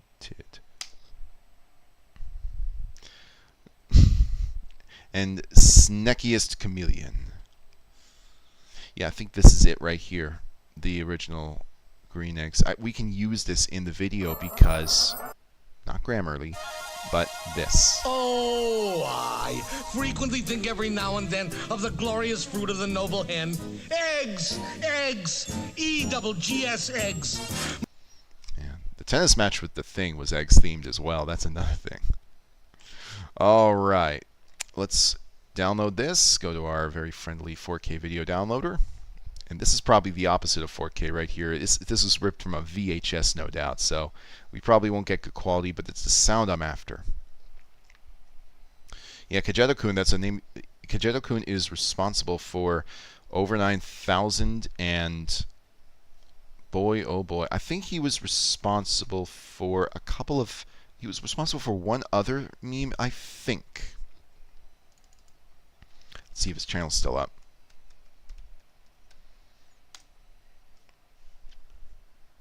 What do you mean I'm offline? I can't be offline. Am I offline? Oh, thank goodness. Yeah, Gutsman's ass. That's it. That's it. Yeah, the Gutsman's ass video. So, oh man. That one was a classic in YouTube poops in 2017, where you have this sound, this tune that plays as soon as a robot's ass is exposed, and that is also a classic from him, the Gutsman's ass video. But over 9,000 became it didn't just become a great meme for YouTube poops. It was actually recognized by the voice acting team of Dragon Ball Z, because in one of their promos for a video game that was coming out, they actually reenacted a scene as a promotion using those lines. So they're in on the joke. Which is interesting because I don't think that those were the same voice actors. I know that there were two dubs for Dragon Ball Z. The Ocean dub is what was used for the over 9,000 video, and the over 9,000 video, like that video was just mocking the way that, Vegeta says that line, but it just went places, man. Just the simplest form of repetition. And the balls are inert. That's another one. Yes. Kajeto-kun kind of became popular, totally divorced from other YouTube poop culture. It's sort of odd, but yeah, the thing about Kajeto-kun is that he didn't really call what he made YouTube poops, to my knowledge. Back then, when you could see the tags on YouTube videos, I don't think that the over 9,000 video included a YouTube poop tag. I think he just made a remix without even realizing what YouTube poop really was. Or maybe he did know. He just, I'll just remix it. If it's YouTube poop, it's YouTube poop. I've seen that before, where sometimes someone remixes something and it resembles a YouTube poop, but it's not a YouTube poop by name. I've seen that tennis so many times. Yeah, I love that tennis. Oh man, not the eggs. Yes. Like, everyone knew Kajeto-kun, but they had a lot of fans that didn't watch any other YouTube poop, partly because they didn't even know what they were watching. It was that early. That's right. He was one of the earliest. That's right. He came out in 2006, the over 9,000 video. So for him to, presumably him, for them to have come out with that video, like, I really don't know if they knew what YouTube poop was at the time. Where is my folder? There it is. It's J. Green eggs and ham.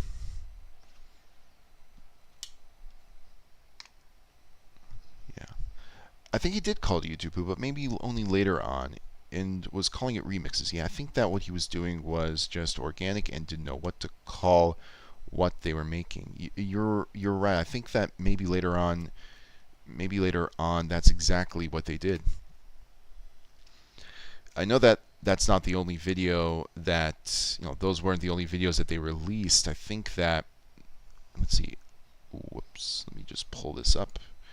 Let me just take a look at what the channel is looking like now.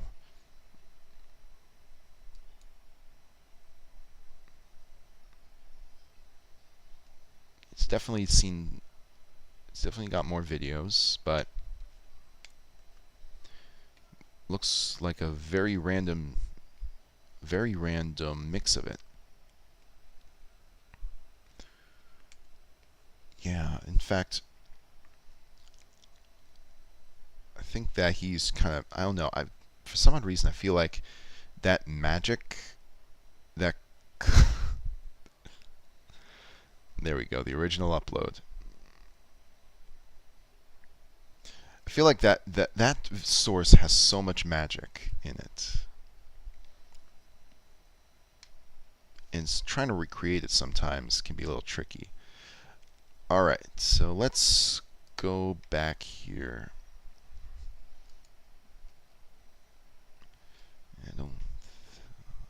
I just need a little piece of the beginning of this, because we want that emphatic egg sound effect, or line, I should say. I think I need more water.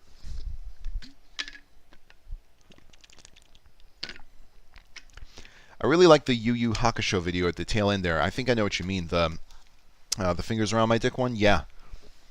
That was actually the last Kajeto-kun movie video that I saw, the fingers around my dick. Oh, jumping onto white base. I don't think I've seen that one. That Vegeta voice is forever the Vegeta voice. So here's my interpretation of the Vegeta voices, because you have two different ones. The ones from the Ocean dub, and then I think it was a Funimation dub. Correct me if I'm wrong. I've seen episodes of the Ocean dub because very early Dragon Ball Z, when it initially came to the States, Ocean was responsible for the dubbing. So those very early episodes I saw in the dub. The way that I interpreted the dub change is as Vegeta got older, because he was a young Saiyan Prince, his voice got deeper and had some alterations. So when I think of Vegeta during the Frieza saga, that's when I think about the Funimation dub. But everything before that, his battle with Goku on Earth, everything, that is to me younger version of Vegeta, and you can kind of see it, right? Oh, I frequently think every now and then of the glorious fruit of the noble hen. Eggs, EGGS eggs. Eggs! There we go. So we got eggs. When heated. Yes, I think actually I landed on the right spot because he's got to be holding that egg.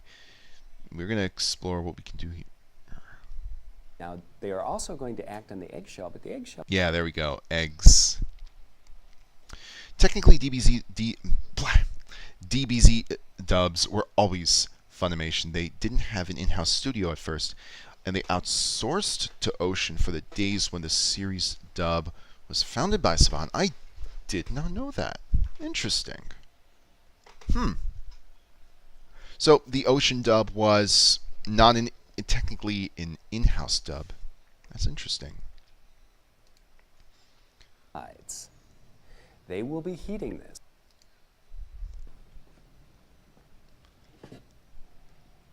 Later on, the reruns got popular in Cartoon Network, so Funimation, who sold the license, decided to bring the production in-house. Makes sense. I have a little tray of yes and no things here. No. Here we go. Here we go. The eggs. Now we're going to just take this and we're going to stretch it out in an earlier part of the timeline, explore it. There is another source that's egg related that, oddly enough, I can't believe I didn't use this source during the Tennis with the Things. I'm sure that you grew up with The Amanda Show. You have a character on The Amanda Show who reiterates, I like eggs. And that's another option, but let's just start with the Dr. Seuss implementation. Let's find some ways that we can implement that one line into this. I need lots of water to keep my throat heavy. Throat wet. My dad is making pancakes. Ooh, sounds delicious. Had them this morning. I always get the very special brand of pancakes. They're kind of like protein packed, so I feel less guilty about eating them. So Funimation were always in charge of stuff like the script. Okay, so they wrote the dub, or they wrote the English translation, but it was that particular studio that they were commissioning that made those lines. Okay. No. Everybody knows about that. Wait a minute. He says no here. It's a very quiet no. I'll explore this. But we'll talk about it again. Because the microwaves. Yes. Bring in the dancing lobsters. I'm curious if that was the inspiration for the Amanda Adventurer horror game. Amanda the Adventurer? I have no idea what that is. Do act on the insides. They will be heating this. Now, they are also going to act on the eggshell, but the eggshell isn't going to do anything. It isn't going to do anything until the inside. Oh, wait. This might be what I was looking for. This line right here. I was using it for something else. I'll come back to that. It's get so heated up that they, like most liquid things, when heated, start to expand. Normal physical property. Well, the eggshell can't expand. It's not flexible. It's not built for that. And so what it will do after a few... Don't look into it. It's mega creepy. I will not. Few seconds in a powerful microwave or longer in a less powerful microwave. It's a quiet no, so you know what that means in YouTube poop terms. Decibels to eternity and destroy speakers for that one word. If you don't do horror games, it's not for you. Okay. Yeah, the no sound, I was thinking about, is it quiet enough to be a softer, is it too soft to use in what I was working on before? It might be. Also randomly got reminded there was a time in my life when your My Life Me YouTube poop was the only remnants of the show's existence online. Wait, what?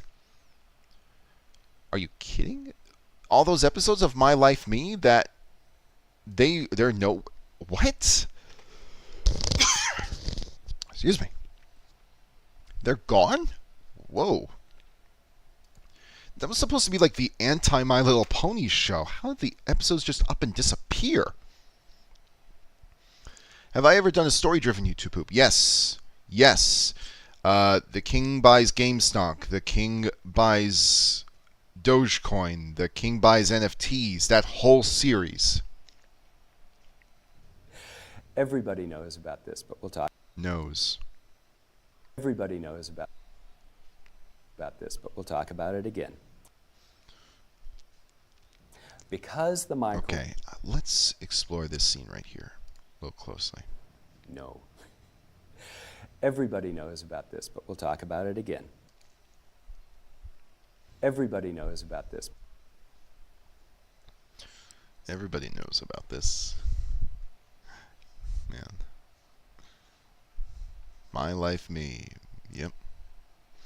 There's a period of time where the series was considered lost, but eventually they tracked them down. Yeah. Oh my gosh. Wait. So Luna, My Life Me is a cartoon that I think only aired in certain parts of Asia. I think it was very cheaply animated.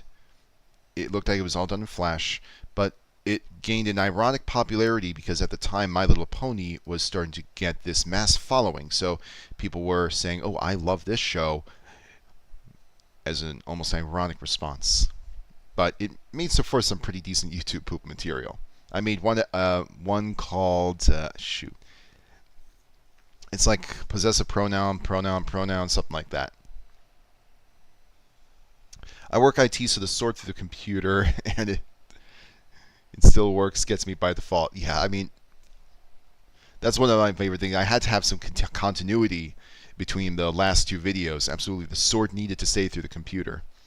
The YouTube poop was on the pages about, here's proof the show existed. Really? Wow. There's no records at all of the show. That's incredible. Everybody knows nothing. Ooh, let's see. Everybody knows. Ooh, that's a great use of the word nothing. Oh, man. Fresh. That is fresh right there. Let's copy that nothing. Agitate. It doesn't work.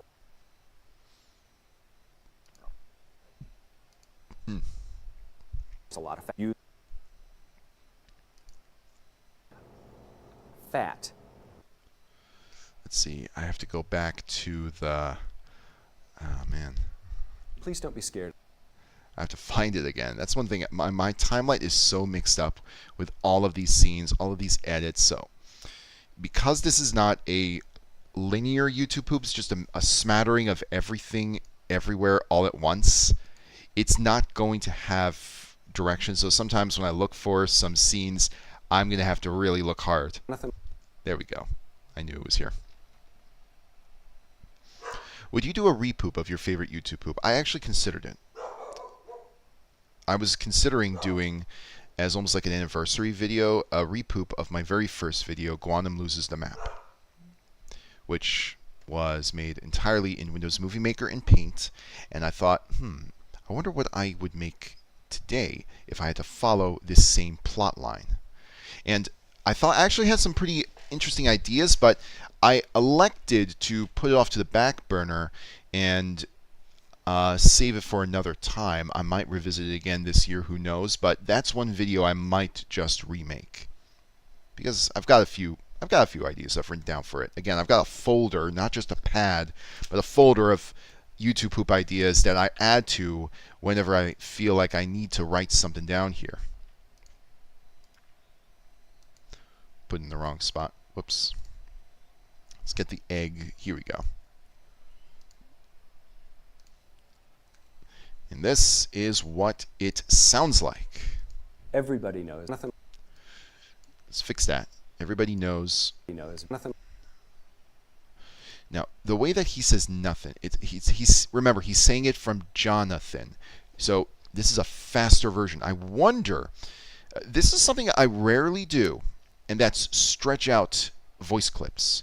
The reason I rarely do this is because sometimes you can hear the stretching. You'll see what I mean, maybe. Nothing. Nothing. So it sounds almost a little tinier. If I were to stretch it out even more, this is what it sounds like. Nothing.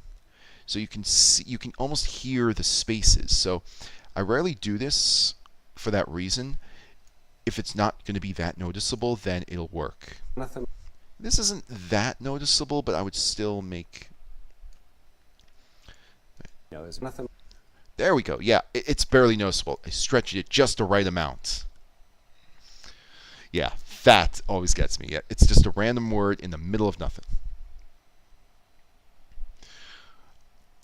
Everybody knows cuts to an obscure Cheap Trick song from 2009 with that name. Oh man, I'm more well versed in classic rock, so the 2009 Cheap Trick song, I probably wouldn't know them. I probably wouldn't know that one. You know, there's nothing. There we go. When he pushes the button for the microwave, I have a vision of it beeping and instantly smash cutting to footage of a house exploding. So we're going to be doing something like that. Actually, we worked on an edit like that. I'll show it to you. I think it will render for us. Let's see. Yeah, this is it. This is it. Because we take a part of the Frollo Hellfire song. Now this is a jelly donut. I'm going to get rid of that. Let's see if we can get the explosion up. It's a small explosion, but I think that's really funny. Let's see. Oh, what's this? Oh, what is this? Why is... Oh, look at that. Aha, I gotta fix that. Let's see. What is causing this?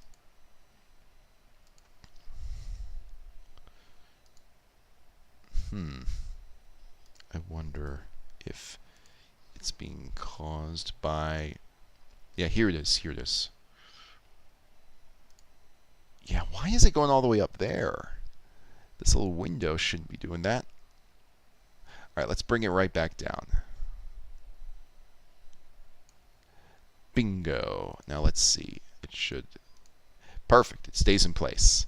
So we have the jelly donut entering the microwave. You couldn't see it because, again, rendering while doing a stream can be a little tricky. But ultimately, it's going to go in the microwave. He pushes the 666 and then health off. Make it a what the fuck boom. I think this is going to be a little bit funnier than the what the fuck boom. I don't usually use the what the fuck boom sound effect as much anymore. Largely because I think it's very tired. Yeah, health off was my idea. That's right. Oh yeah, you checked out those explosion sounds I sent your way. I hope they're useful. Let me... Oh yeah, I have to peruse them and see if they can be used in other videos. I have some... So there are some videos where I do need to add explosions. And I think, yeah, Galstrom, your explosion sources might be of good use here. I'm going to check those out. Let's see. So we got to go back to the eggs. Let's return to the eggs here. Everybody knows nothing. Just a simple sentence mix right there. That's very good. Let's get the next line. But we'll talk about it again. We'll talk about it again. Let's talk We'll talk about it again. Okay. We'll talk about it again. There might be some applications for that. Let's cut that out. Man, I feel like this one video. When Things makes these YouTube poops, she usually uses multiple videos of him. And just this one video is such a mine in and of itself. I wonder how much she's conserving. Because the microwaves do act on the insides Do act. Do? Do That is a interesting way to emphasize the word do. do act on the insides. They will be heating this. Now, they are also going to act on the eggshell, but the eggshell isn't going to do anything. It isn't going to do anything until the insides get so heated up that they, like most liquid things, when heated, start to expand. Normal physical property. Well, the eggshell can't expand. It's not flexible. It's not built for that. And so what it will do after a few seconds in a powerful microwave or longer in a less powerful microwave is it will blow up all over the place. And although this may seem like a spectacular and desirable effect to watch, cleaning it is a nightmare. Potatoes are another thing. You don't say. Have you joined the Treehouse of Horror Collab 4? I have not. Send that my way. Send that my way, Franco. I might take a look at that. Is this going to be for like for videos that we'll be releasing about Halloween? That'd be pretty cool.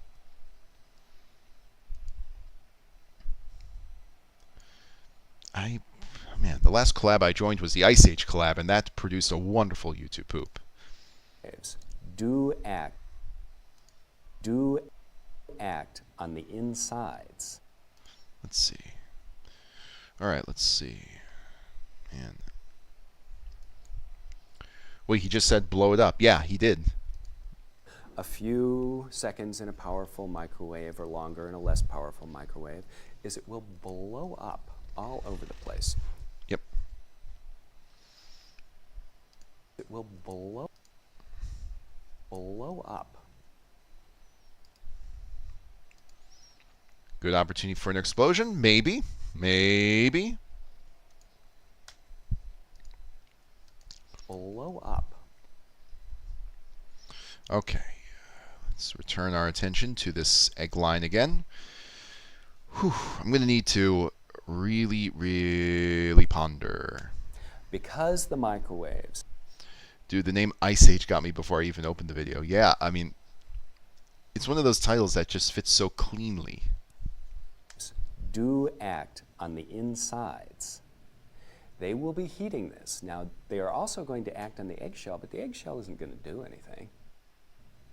It isn't going to do anything until the insides get so heated up that they, like most liquid things, when heated, start to expand. Normal physical property. Well, the eggshell can't expand. It's not flexible. It's not built for that. And so what it will do after a few seconds in a powerful microwave or longer in a less powerful microwave is it... So it will... Yeah. Let's see.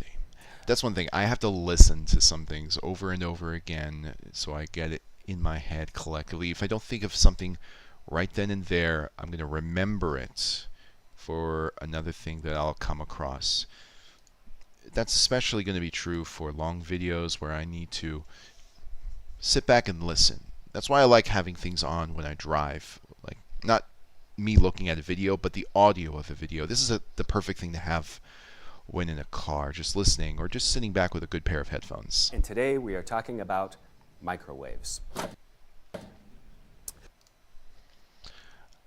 I love it when you can make pipe bombs out of eggs. Yes. I like the emphasis of blow. He held the L, so I was thinking it could explode right before he finishes. Yeah. In fact, one thing I did notice, now that I think about it, let me just check something here. Let's go back. We'll talk about it again. I need to blow up. Blow up. Yeah, blow up. I'm just going to make this kind of edit because this just occurred to me. It's the perfect thing that you can do a forward reverse on, almost like a sus joke. Blow up. But I need to time it.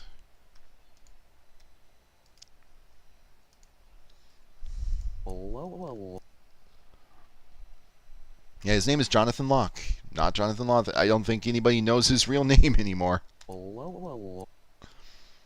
In fact, look at the way he... Oh my god, I gotta zoom in on this if I can. Look at the way his mouth moves when he makes this word. Blow. I'll just kind of this is the face of blow. Yeah, your face is going to make that expression if you try to say blow like that.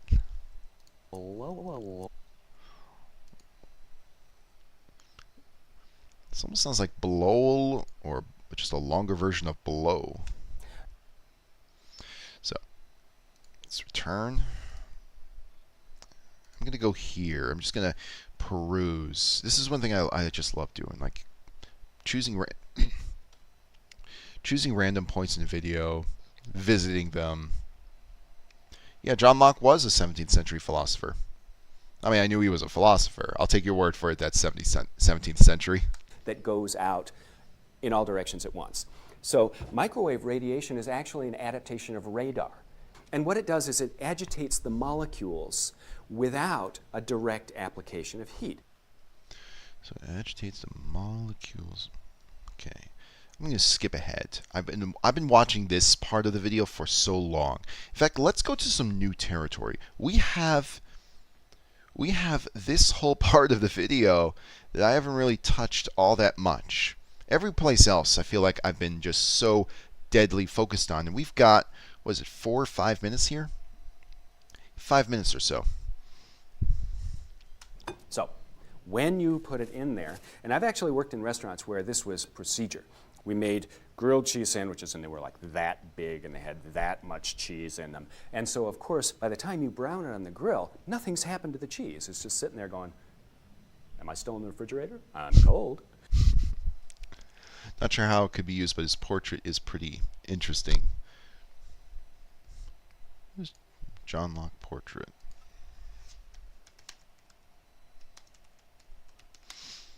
Whenever I think of weird portrait, I think about Einstein sticking his tongue out. What's his portrait look like? Ugh. Ugh. Oh my god. Ugh. Ugh. That is one hell of a portrait right there. So what we would do is we'd get it brown on both sides, and we'd stick it in the microwave and melt the cheese. And every single new cook didn't know that if you don't put a paper towel or a paper napkin underneath it, it gets soggy on the bottom. So the new cooks would send out these expensive, gorgeous grilled cheese sandwiches, and the customers would stick their thumbs through the wet bread up into the hot cheese. It was a disaster. So we changed. So let's go through that again. Okay. So when you put it in there, and I've actually worked in restaurants where this was procedure. We made grilled cheese sandwiches, and they were like that big, and they had that much cheese in them. And so, of course, by the time you brown it on the grill, nothing's happened to the cheese. It's just sitting there going, am I still in the refrigerator? Let's take this opportunity. Actually, you know what? While we're doing some pottery, he looks exactly like one of the SEAL council in Evangelion, beak, nose, and all. Yeah, I mean, what a weird portrait. Just, this is the kind of portrait that I expect from an Ace Attorney case. So let's work on an edit while we ponder some ideas. So one edit that we do want to do, that I do want to do, is have him in the microwave. And I'm going to take this clip right here, and I'm going to take that very scene of him saying, am I still in the refrigerator? I'm cold. Or just, I'm cold. That would work here really well as well.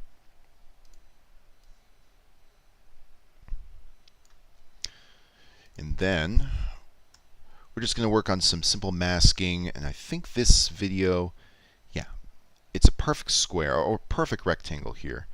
So let's grab that one clip of him saying that, which is right here. Pull it on over here and get to work. So we can even have him open the door of the microwave. We would need a lot of masking to make that happen. So let's work on just having him in the microwave first. Just a simple cut out portion. So we got to go to our mask and then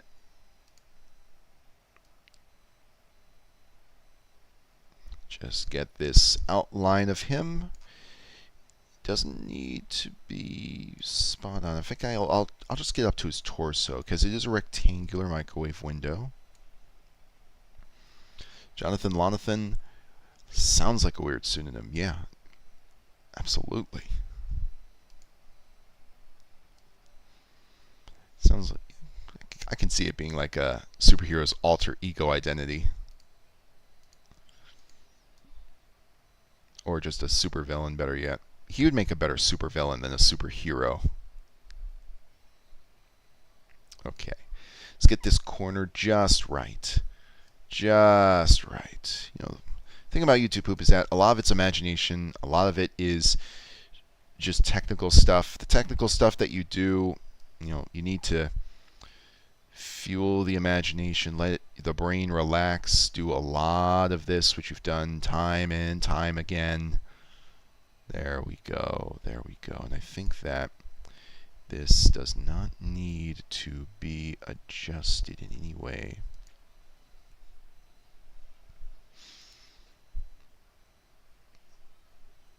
Yeah. I think we got around the first try. Am I still in the refrigerator? I'm gonna have to go by this frame by frame here. Are you still in the refrigerator? I don't know. You tell me. John Lonathan sounds better in my opinion. I'm just used to Jonathan Lonathan because of the things.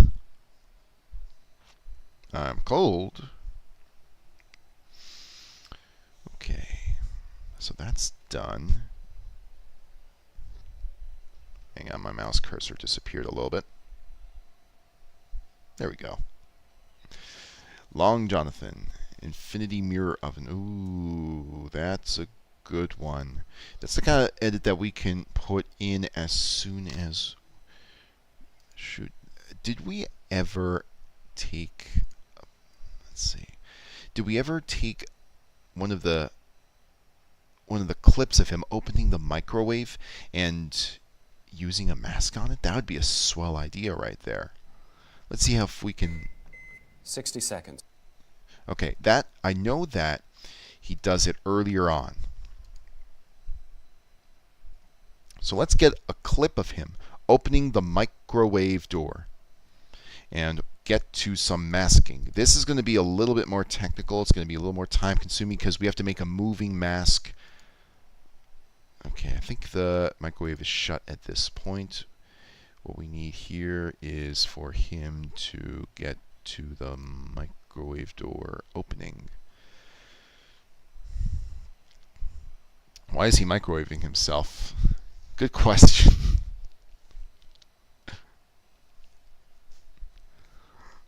All right. Oh man, darn it. He opens the microwave door as this is fading in. I need him to do it again. Maybe as he's taking something out that he's put in. Okay, the microwave door is shut here. He's got to open it again. He's just got to open it again.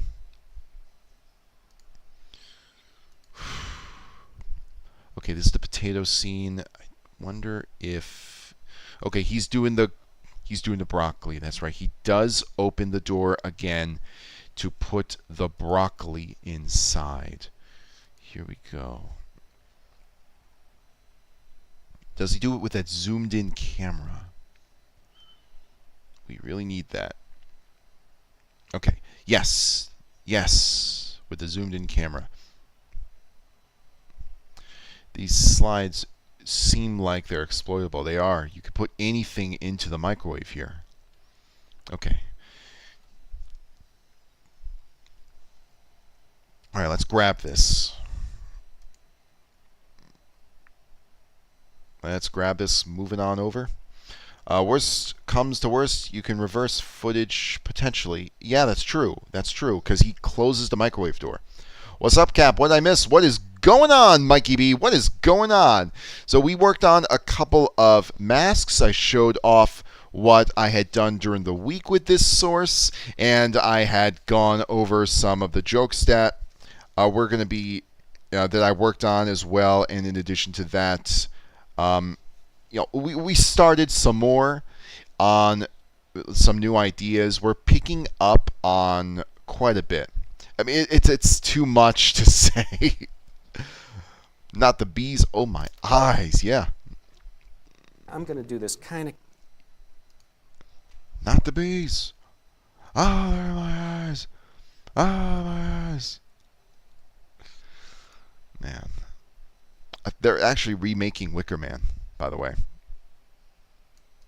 But they're remaking it the best way possible, respectfully. Okay, here we go.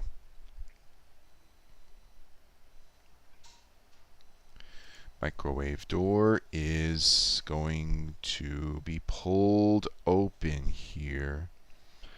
That's perfect. Look how still the camera is for this.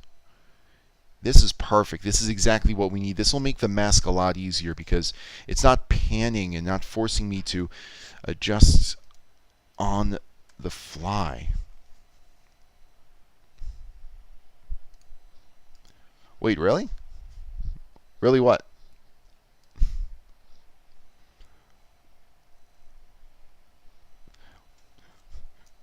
I'm kind of going. Remind me, Valor. What haven't you heard of? Let's see. Let's go for frame 1 is going to be right here. Okay.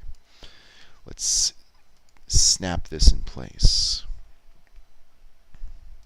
Start off smoothly. We just want to get a slim line. Very slim. So that we can edit it. Oh yeah, that's right. Yeah, okay. So yeah, they're remaking Wicker Man again, but not. No, they're staying as far away as possible from Nicolas Cage for this. They're actually going to be doing a much more respectable version based on the original Wicker Man. So no, how to get burned, how to get burned, how to get burned. None of that. Although people probably did love the unintentional comedy of that first one.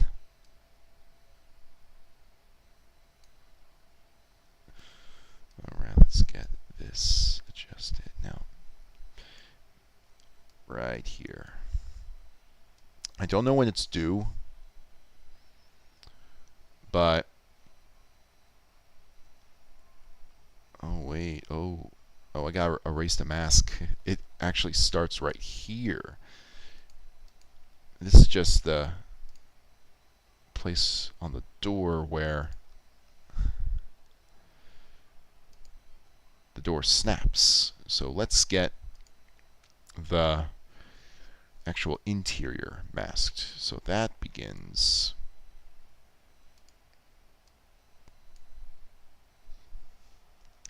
Can I do Mario impressions? Give me 1 second. Let me get my water for this.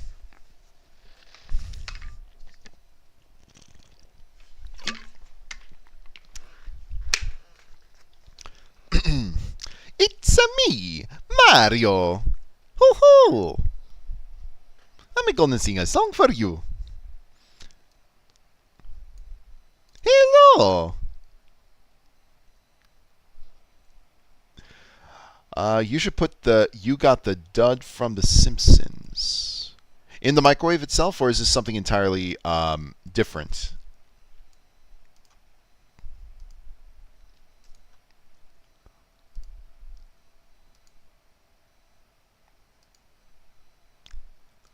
Here we go. Let's get that right onto the door frame here. Right on the door frame.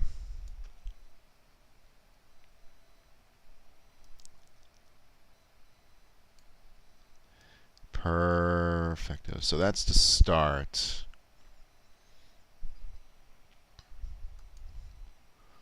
Really? Oh, wow. That's really good. I kind of thought everyone could do that voice. It's me, Mario.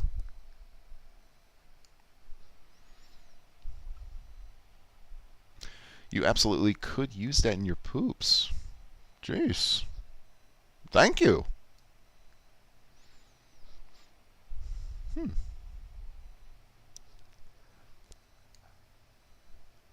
I kind of feel like, at this point, like Charles Martinet has said so many things as Mario that there's got to be like a library somewhere, just this online library of clips, of voices, commercials, random things, just like The Mario teaches typing. That was of course Charles Martinet. Like little things like that. There are probably Mario things that the YouTube poop world community, what have you, doesn't even know about. Whoever it is. I mean, if I'm good as Mario, well, how's about that? But yeah, like I said, I thought that everyone could do this voice.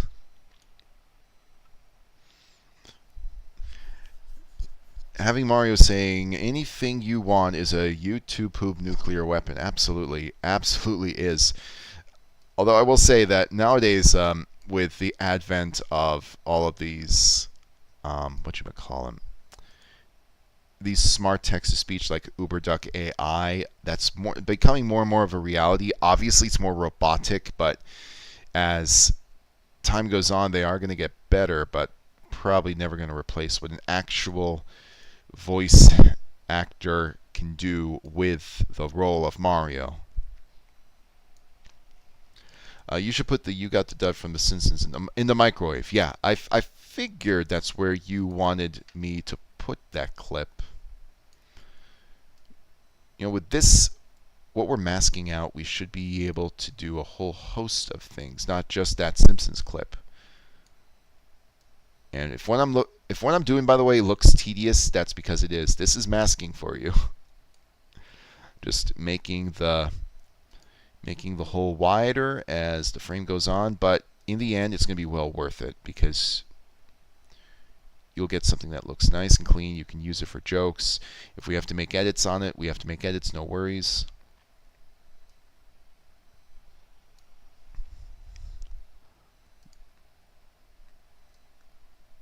Okay, we're almost there. Almost there. Just get this right here. Just make it crawl forward ever so, ever so. Man. Whew. Let's see, I could do a Mario voice. I think that's the only Charles Martinet voice that I can do. I for the life of me, I don't know how to do Luigi. He's got to sound really nasally, and I just can't get that. Wario. Oh, I missed. I have to work on that. But Mario was just something I could do easily. Because he's got... So, in certain languages, when you have two R's together, you get a... Let's see, no, not two R's, but certain double consonants. Like in Spanish, for example, double L. You get what's called a trill a lot of the time. And Italian, like even fake Italian, has that trill. So the R in Mario, I almost pronounce like an L. It's a me, Mario.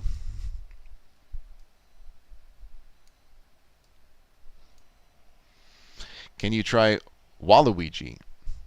Wow. For real.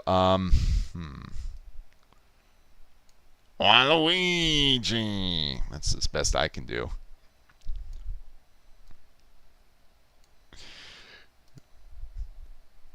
I think that I wonder, the popularity of Waluigi, I think that all comes from that webcomic Brawl in the Family. I think without that, there isn't as much of a force, so to say, to try and get Waluigi into this next Smash Brothers. Because before it was just a joke character meant to be in the Mario sports games. I don't think Nintendo foresaw the character becoming so popular.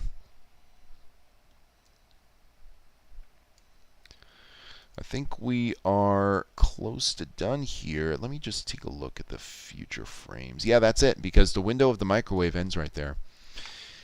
Let's zoom on through, see what we're looking at. Do we have a nice clean map? Oh wait, I have to turn it on. What am I doing? Let's see. We have to change this to negative, and please tell me that the others are. So we just have to go through and turn all these positives and negatives, but that's not going to take too long. It's just going to be another one of those things that's tedious. Oh well. Okay, select multiple.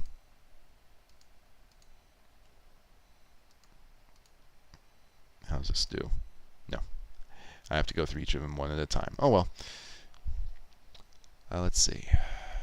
It's just a matter of going through each one. Yeah, I love effects where the masking creates, the impression that there's something inside another thing, like doors. When doors open, people look in, and it's a completely different universe. The doors go open and shut. Yeah. Ooh. In fact, the doors could go open and shut on this microwave and reveal an entirely different, like, universe. In fact, there could be the Zool and Gozer from Ghostbusters in there too. And if we do it right, we can get something to come out of the microwave and then have it be more than just some kind of 2D item. Like, so if we're doing like backgrounds or other worlds, like the Simpsons clip, which I'm going to download as soon as I'm done with this so that we can get that added. That's one way of doing it, but if we can make something almost 3D, that would be really sweet. So something that is in the microwave. We got the Simpsons clip. What else? We're almost done here. Just a few more anchors. Hyperspace microwave is a go, yeah. Ooh. And him slamming it shut going, okay, so she's a dog. Does he say that? And ooh. Okay, so she's a dog. Unless I'm thinking about the Simpsons clip. All right, let's save this. Meticulous saver. Look at this. It's beautiful. An empty microwave. Let me just make sure it doesn't encroach the door here. Oh, it is encroaching the door. So I've got to have the mask start. Give me a sec. Make one quick adjustment here. One quick adjustment because the mask is starting a little too early. So what I need to do is get rid of these anchors right here. And then when I go to the next step, now it looks a lot better. Perfect. So let's do this. You got the dud scene. Now you'd have to lift it from Venkman probably. Oh, yeah, that's true. Yeah, for the Zool idea. Yep. Okay, here we go. Whew.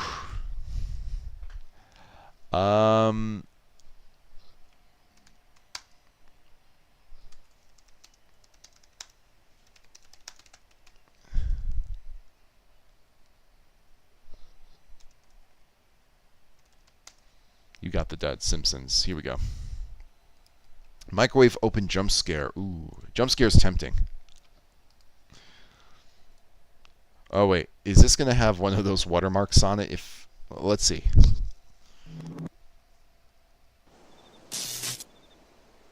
Oh, why do we have to play this lousy old game? Because it was the only one in the house.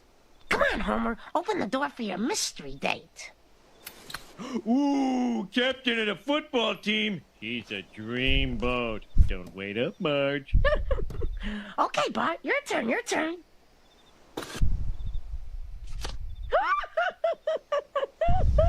You got the dud! Hey! He looks just like you, Poindexter! How come Lisa doesn't have to play? Why does she get to hang out with her friends? You got friends, you got the dud right here. Stand. That's a perfect usage right there. That's so good right there. Kind of reminds me of the 71519 videos. Which, by the way, okay, the 71519 videos. So, back in 2008, a creator named Ophios made just a little filler video, as he called it, because the full name of it is called Filler. number 71519.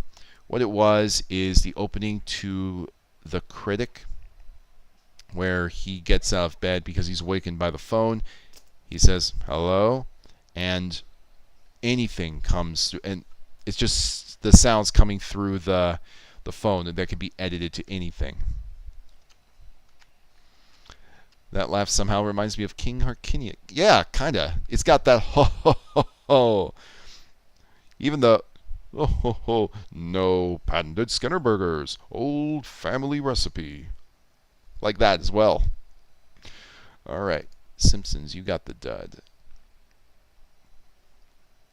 Okay, let's grab this. Let's get that specific part of the clip. Okay, Bart, your turn, your turn.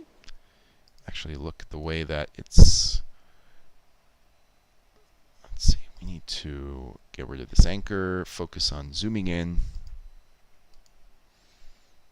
Get the aspect ratio right. Perfect.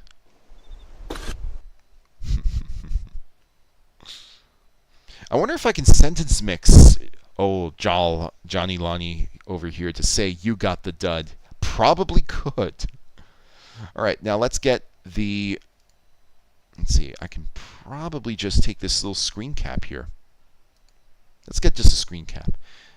And if I can't make him say it, I'll just have it, I'll just take from here. So, you got the dud. Perfect. Oh, wait, did I just... Oh, wait, I saved it to the wrong spot. Whatever. Let me just do this then. If you're looking closely, you might see some hints as to a secret project that I'm working on. Let's go back to the libraries. Actually, you're looking at the name of the video itself. Oh my gosh, I do a terrible job at hiding secrets. All right, let's see. Let's go back to JLon and save it there. Perfect. Yep, 719.5 fab was good times. Yes, it was. Heroic Spirit. Yes, it was.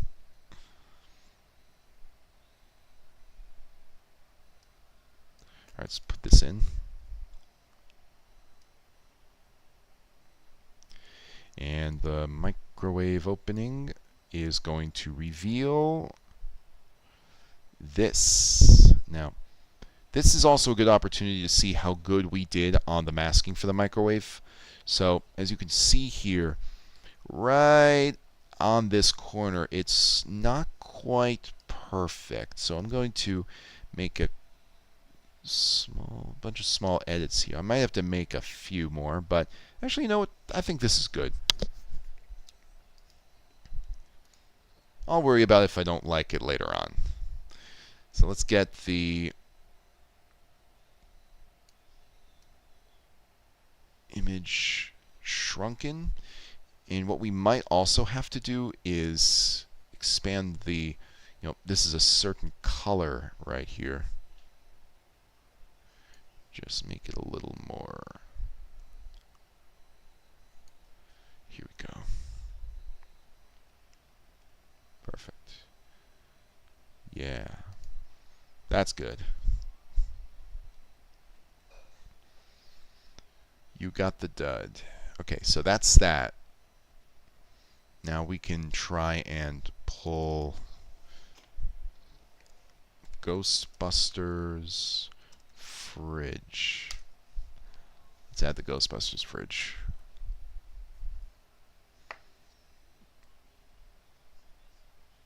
Let's see. Let's go for the shorter one here. Or actually, this one might be a little bit easier, just because in case the quality is a little different. No, I don't need to be sold on golf. Thank you very much. Okay. The watermark shouldn't be a problem because we're going to be putting it in the microwave. So the zoom is going to take effect here. Alright. This classic scene.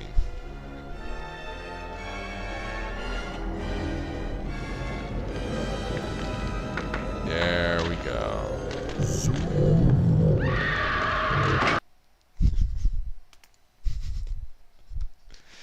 So, true story. My wife had never seen Ghostbusters before. And sometimes what happens is when she sees a movie that's too ridiculous,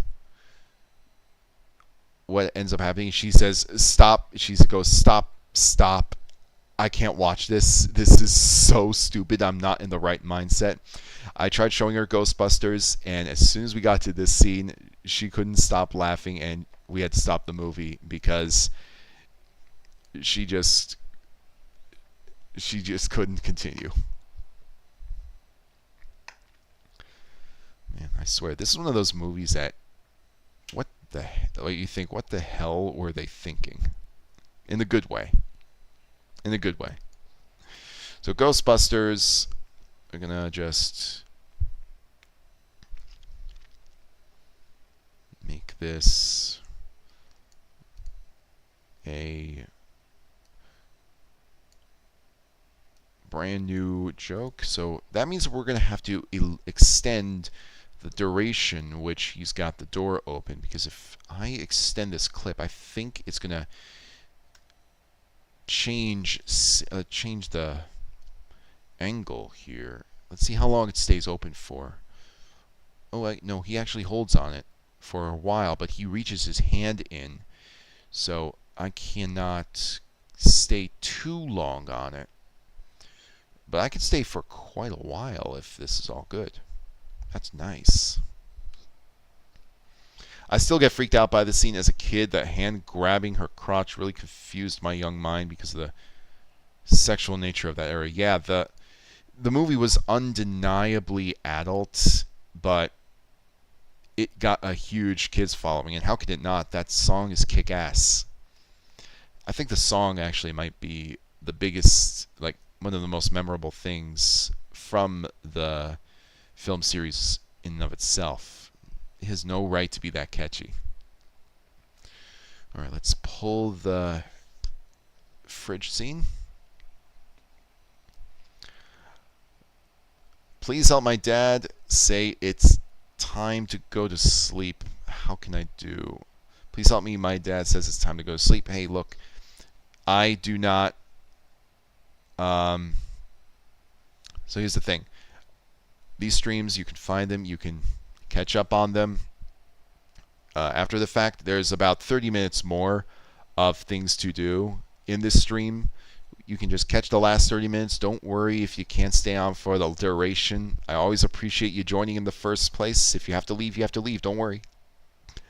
Of course, you could always pop on a pair of AirPods, headphones, what have you, and watch Under the Covers, just like how I played the Game Boy at night when I was young.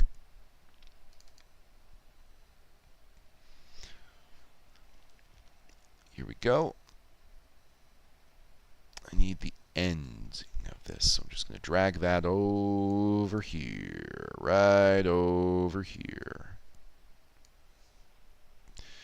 And the aspect ratio needs to be adjusted because it's in that cinematic format that we don't need for this. There we go.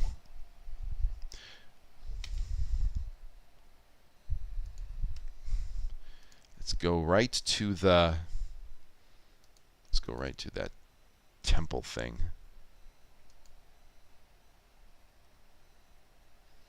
Why was this in her fridge?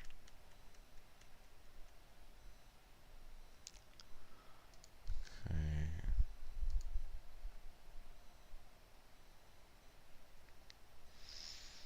A little bit more. A little bit more. There we go. There we go. Spot on. Want to get as much of this as we can.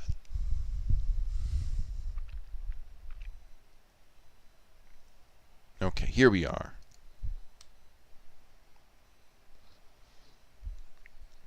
Let's pull this over. Let's get the Zool in there.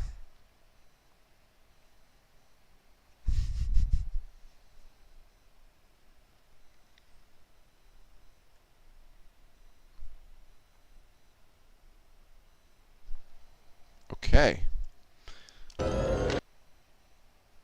And I'm just going to create a little bit of space so that if I need to adjust the pan on this, well, demon dog, then I can do that without it affecting the prior clip. Dan Aykroyd didn't mess around. He really does understand how we can be freaked out by the unknown. You got that right. I mean, to be honest, this movie never really scared me.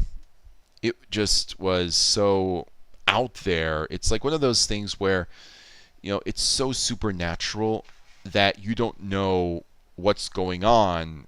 You don't know enough about what's going on to be scared. And that's how I felt when I first saw this movie. Like, obviously, there were ghosts, but the ghosts didn't haunt, so to say, at least for me.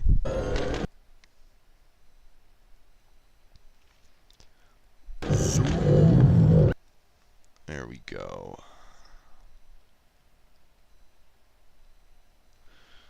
This is taking a while to render, but now it should be a little quicker now that I've deleted the rest of the video. Whew. There we go. Now, pulling this all into place. Oops, didn't want to delete that. I want to delete the audio clip here, because he's going to be talking over that. Let's get this into position. And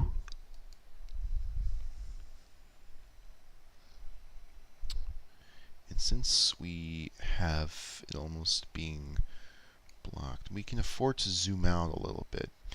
The edges of the microwave are almost acting as a border, a good border for this, so I can afford to show a little bit more.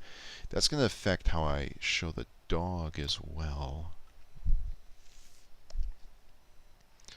Let's get it panned on across, just like so. Just like so. And then we can extend. Now, the way that I'm going to extend this is by using a reverse, because there might be a small twitch of a difference in the camera's location. So by putting on a reverse, I can... Oh, I reversed the wrong thing. Scratch that.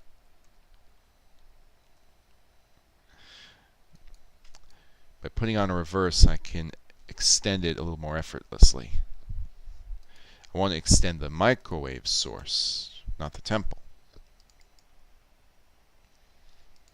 Okay. There we go. Now I can put this here. And before I start messing around with this,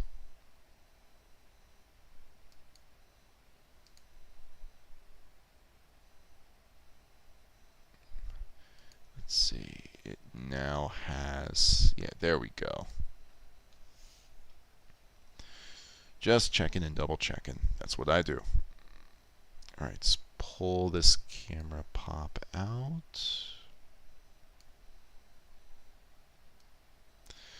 Zoom out, like so. And let's see how it looks when we get the positioning right.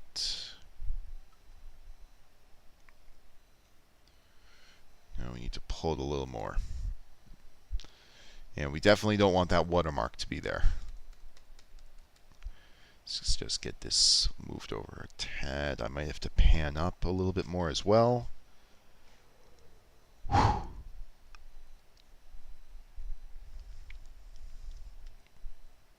Okay. And let's just pan up. Yep, pan up. Definitely pan up.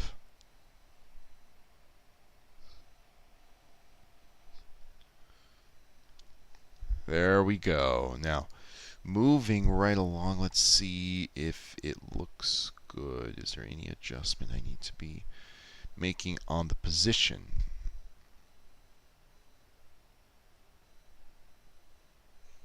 Yeah, there is one. Okay, I guess the reversal trick didn't work. That's okay. So let's take a look at the final position of this and just adjust from there. I'll need to do some more panning. And oh, I see. I'm zoomed out a little too much.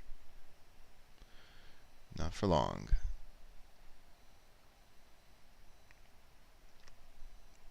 And done. Whew. So, we've got the Ghostbusters effect in there.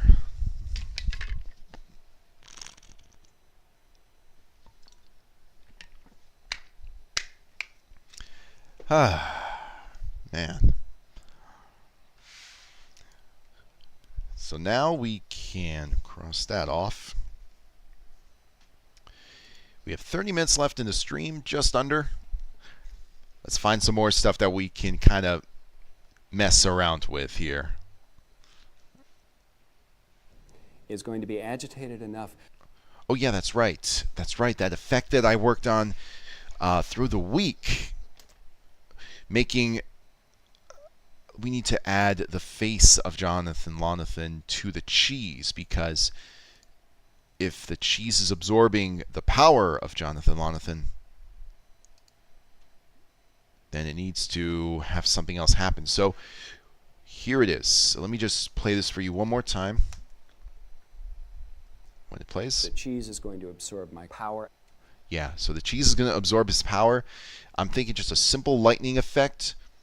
And then the cheese will sprout his face.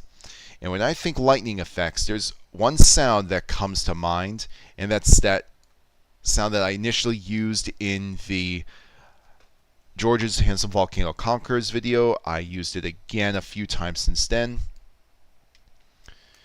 And I might just have to re-download the video, because sometimes when I download something for use in a, like, just one of my YouTube hoops, I have to re-download because sometimes I delete it afterwards to save space.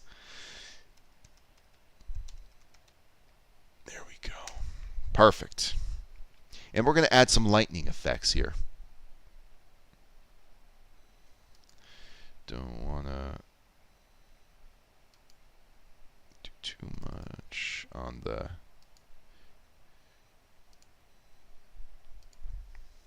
Don't want to do too much dilly-dallying here. I want to get right to it. And then a nice lightning effect. Now Vegas does have some lightning effects actually pre-built, but I'm going to be looking at a green screen for this. Green screen lightning effects. Let's find one that looks really good. Really, really good. And I think this one might just be our winner here, provided that the lightning is continuous, not just one zap. That's what I'm looking for. That's what I'm looking for.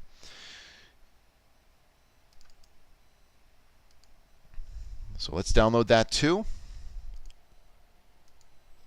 Get all that added. Mixed with a sound effect. Really, really cool. And then we can have the face pop out of the cheese. What he says after that, after his face has been, popped out of the cheese, ought to be something to contemplate as well. We'll get to that when we get to that.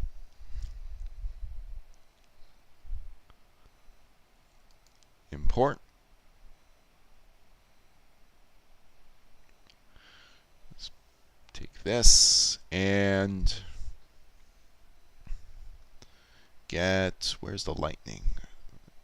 What was the lightning called again? It was called green screen lightning effect. Okay. Green screen lightning effect. Did it download? It should have downloaded. I have to choose the quality. Okay, there we go. Green screen lightning storm effect. Excellent. Okay. So we're going to put this into the...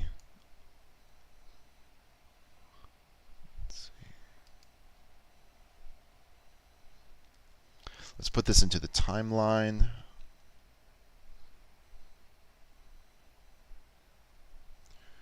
Right about here, I guess. Let's make some room.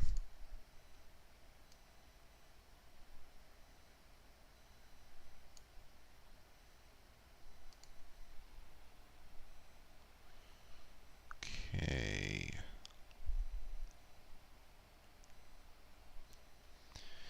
Let's see. Well, that's the one. That's one. That's another sentence mix. I need to make a little more room, I think.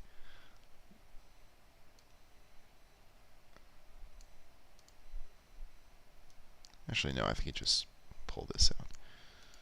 Whew, starting to get a little tired. That's all right.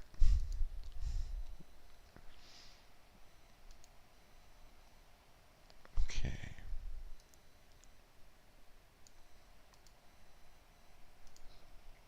I'm loving the idea that his kitchen is a hub of super. Yes, his kitchen is a hub of supernatural activity. Absolutely. I think that this is going to be a really, really fun to watch video when it's all done. I mean, I love having these streams for a reason, because there is so much input that you give that's absolutely wonderful. Absolutely wonderful. Okay, lightsaber duel. You underestimate the power of the dark side. And then the zapping.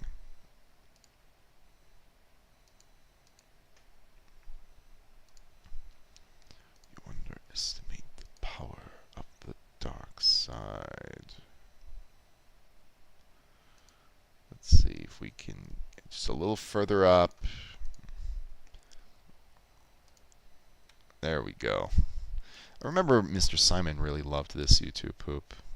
He had this like top 20 YouTube poops, or his favorite poops of all time, and this was on there. I was really honored when he had this up there, because I know that him and Volvic have this kind of like a backstory. But you know, every YouTube poop I try to make it like a definitive YouTube poop, something that defines what I would do. I don't like to half-ass it. I always want to make sure that I put my soul into what I do. So for him to have loved that much, that's really good. That's really awesome. All right, here we go.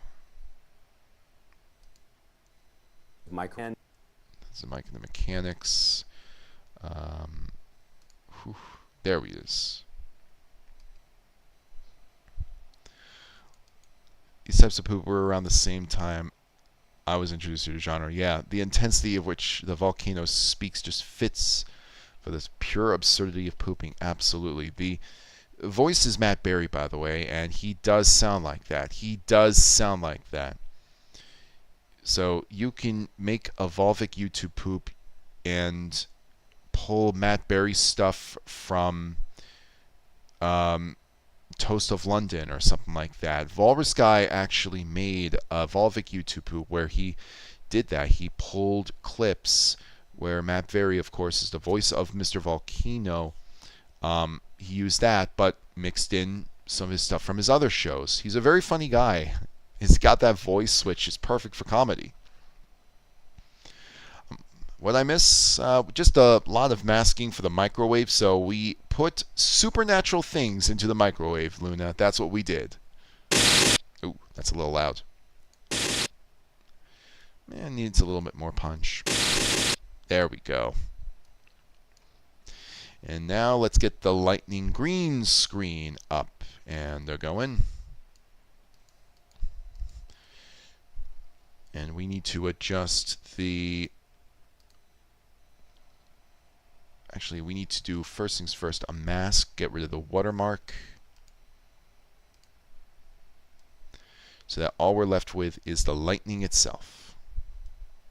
and the green, but we'll remove the green. Great.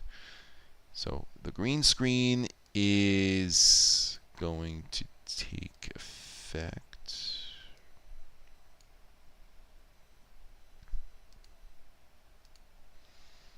Let's go grab that green and turn it on. Now, this one might, let's see. Now to use it, the way that his hand, the way that, Jonathan's hand is positioned above this cheese toast right here is perfect for what I want to do. I don't know why, but this nostalgia talking made me think of God Burns Down. Yeah, God Burns Down Equestria for insurance money. One of my favorite YouTube poops. I was talking about that a few streams ago, I think. All right, let's get the continuous lightning bolts here.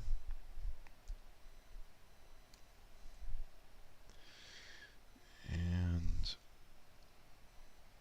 add it to the hand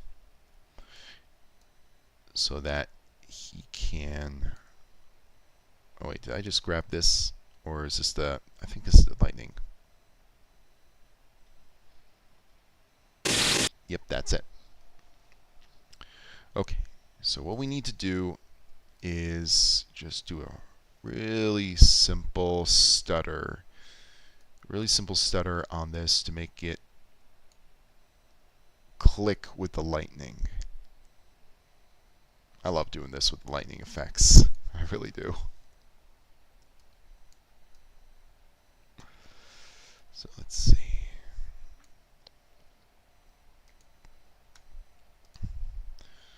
Let's just paste multiple times, just like that.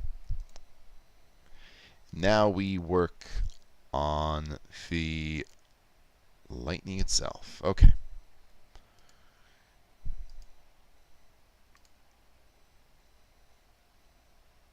Let's position it properly. We'll zoom out. Rotation. Oh, it looks like the green screen needs a little more finagling. That could be done. Let me just get this eyedropper tool into use.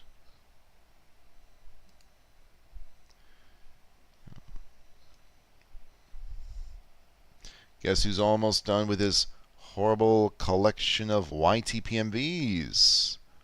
I don't know. I'm guessing you, Uncle LJ? I wouldn't call them horrible, that's for sure. Have confidence in what you make. Now that I'm thinking about it, I think a blue screen might be better.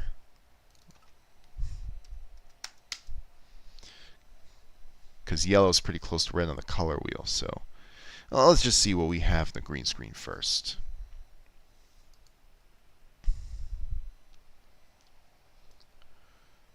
Let's see. Let's focus on the positioning, the lightning. If I blur, what happens?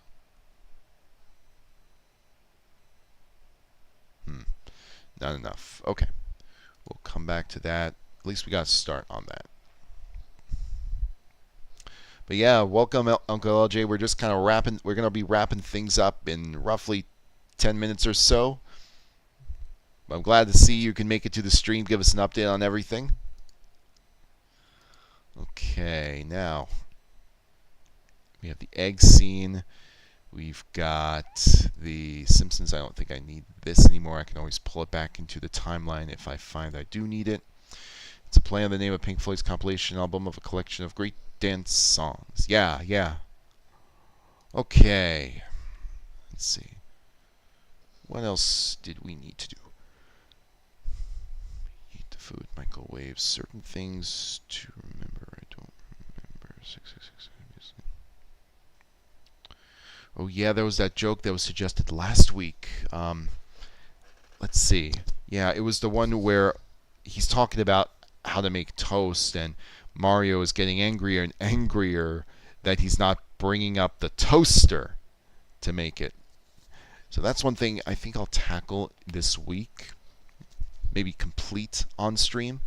I feel like we're pretty close to the end game on this once everything has been a little bit more solidified, once the jokes that we've come up with have all been implemented. Splattered the way that you are with stovetop things. You're not going to burn yourself on a hot pan. Maybe we can end by making capped pan. Let's end it that way. It's going to take some time because I need to find the right sounds.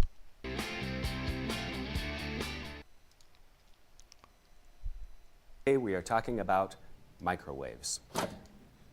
This is a fairly typical example of a microwave. If you look at it, it's got numbers on the front. Numbers on the front. You use those to program. Okay, it's done. Now all I need to do is get it rendered and uploaded. Nice. Well done, Uncle LJ. Both power. You were talking about it a couple times during the stream, so I'm glad you were able to complete it. Power and time. It's got a turntable in the middle. Now, the way that microwaves heat are by a form of radiation. Please don't be scared of the word. We have pan. If I can get cap, the rest is child's play. That from math, it goes out in a circle. That's what radiation is. It's some sort of wave that goes out in all directions at once. So microwave radiation is actually an adaptation of radar. And what it does is it agitates the molecules without a direct application of heat. You need to understand that because this is a unique form of radiation, it doesn't work with everything. Here we have... I think it will be a great success. Yeah, I can't wait to see what the response to it all is. If you pour your soul into something, your heart, your soul, like into something you believe in, then I think you have no reason to be concerned about the results. An array of things that can and can't go. Cap. Yeah, here we go. Things that can and can't. So we have the CA, but we need because it's almost like a bridge between a long and a short vowel sound. I need a short vowel sound A. Can't go. Although, oh no, actually I think I can make that work. There are so many amazing moments in your Galo Rang Poop. For some odd reason, for no reason I can explain, for the past week, I've randomly had Finn going rare going through my head. That's just one of those perfect moments where the forward reverse is spot on. I love that scene too. It reminded me of the scene in Cock Jokes where Chicken Little is running to the screen yelling run and then smashes and then reverses going yeah. That's what it reminded me of.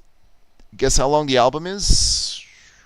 If I had to take a guess, I'm going to ballpark 38 minutes, but that's a wild guess. 55 minutes. Well now. The thing. Well now. Nice job, Uncle LJ. Ouch. I put the pan over here somewhere. I know there's a pan over here. Pan. Pan. Yes. Can't. Okay. I need to get rid of the N and the T sound. Can't. If I can get a different A sound, maybe, yeah, something I can layer on top of this A sound. It's something. But let's get the P and the T. Or actually, I did just get rid of a T, didn't I?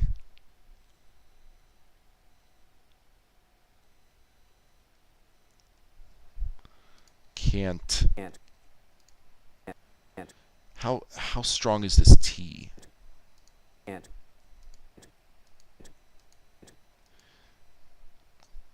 Might be good. So I'll isolate it. Worst case, we just pull a T sound. There are T sounds aplenty in this video. Can't. And let's see how it transitions into pan. Pan.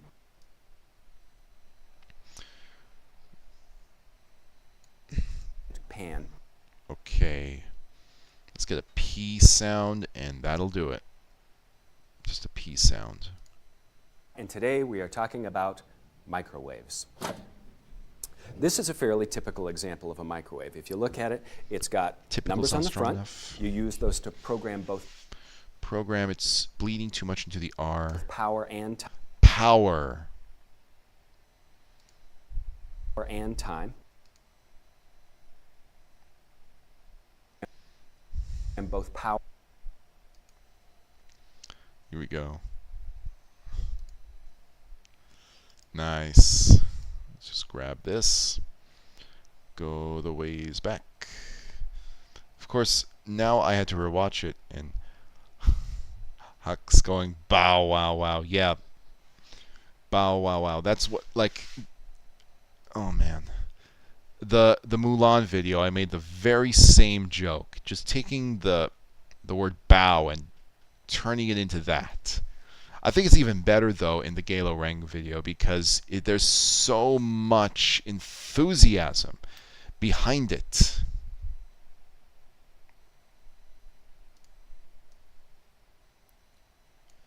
Okay. It's got a turn. Okay, let's see. Just need to find Captain.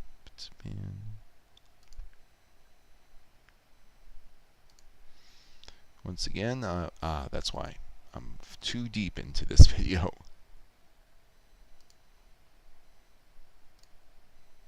Can't pan. Yeah, when I saw that scene in theaters, I mean, it was one of those. I mean, I get like what he was trying to do, but that was one scene. Like, again, I don't like Episode 7 for many reasons. I mean, Hux, the actor, was doing his best, but something about the way that he was giving that speech on that scene was uncanny. I can't put my finger on it. It's just so uncanny. Pan. Too much wind behind that P.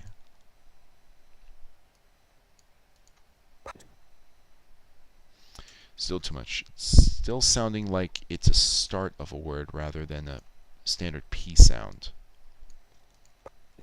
Ooh. Pan. There we go. That's a lot better. Yeah, the rage in which he screams it. Exactly, exactly.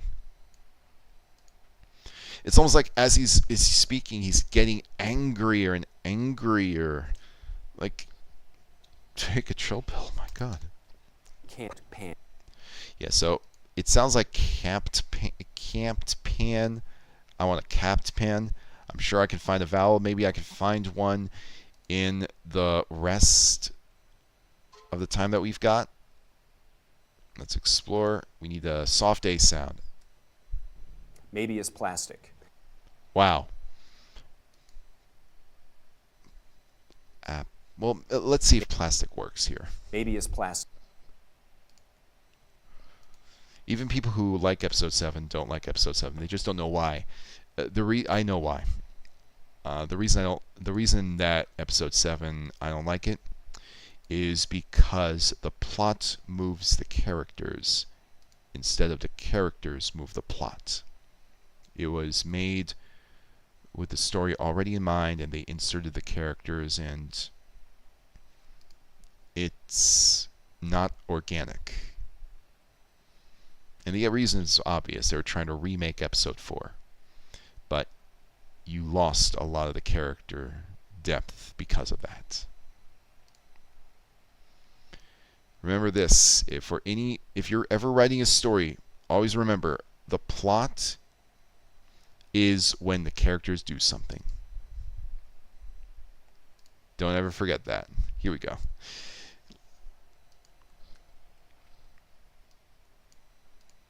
Flat. Let's see. I think this A sound is a little flat. there's an L here. And I think that, as we learned, he says use with a very long U sound. Maybe we can get away with a longer A, like a stretched out A sound, perhaps. Let's get rid of as much of that L as possible.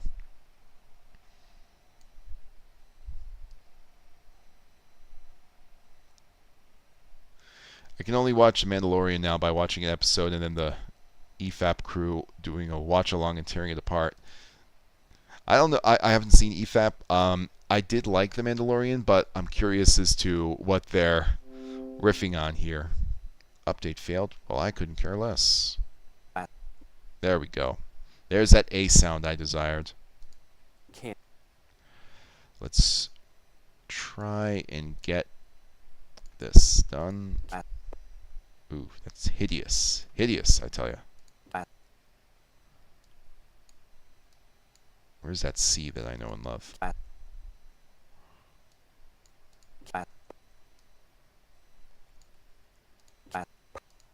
might have to get just a different C sound because it's trying so hard. But let's see. Pan. Capped pan. Pan. All right. So we did make capped pan, but we need to work on it. That's all right with me. Can't believe that you and me were in the Ice Age YouTube Poop collab. I was shocked the first time I watched yours. It was far better than my YouTube Poop I made for it. Hey, look, it's a collab, not a competition. So don't ever look at any video and worry about superiority, inferiority. Just focus on making what you love.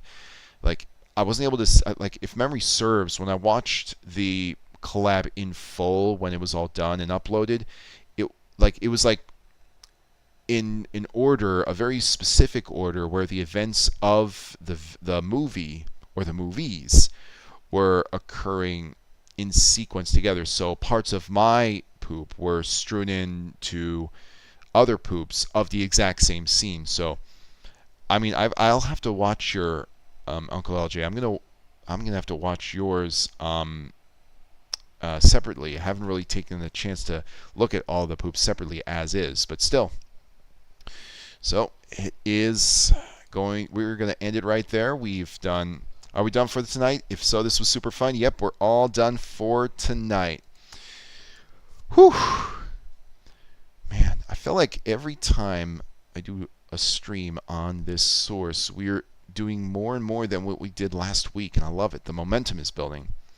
Streaming in general is just something that's brand new to me, so my feet are still getting a little bit wet.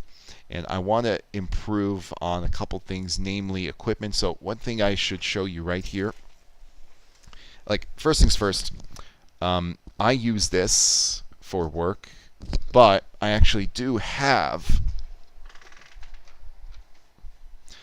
let me bring this thing over here. There we go. I actually do have a microphone that's more fit for studio work, because I was able to, I got this in anticipation of doing some studio voiceover work, so I can use this for future streams. The only thing is that it's going to require me to be stationary instead of me moving around a little bit. I might have to set up for next week, for all I know. Maybe I should, but yeah, I'm excited to use it. The quality of my voice is going to be a lot crisper with it, so it's going to be a heck of a lot of fun. Luna, you have a wonderful night, and you have a wonderful night as well, my people. Whew. I have no idea what to call you, the capped crew or something, but either way, thank you so much for joining me on stream. Hope you have a wonderful night, a wonderful morning, wherever you are in the world. We're going to pick up where we left off next week. I'm going to do some more work on this. You're going to see some more results. You're going to see everything starting to come together eventually, but even then, the discovery of all of these different things is going to be a heck of a lot of fun. Mikey B, peace to you too, man. Peace, man. And to all of you, have a wonderful, wonderful evening.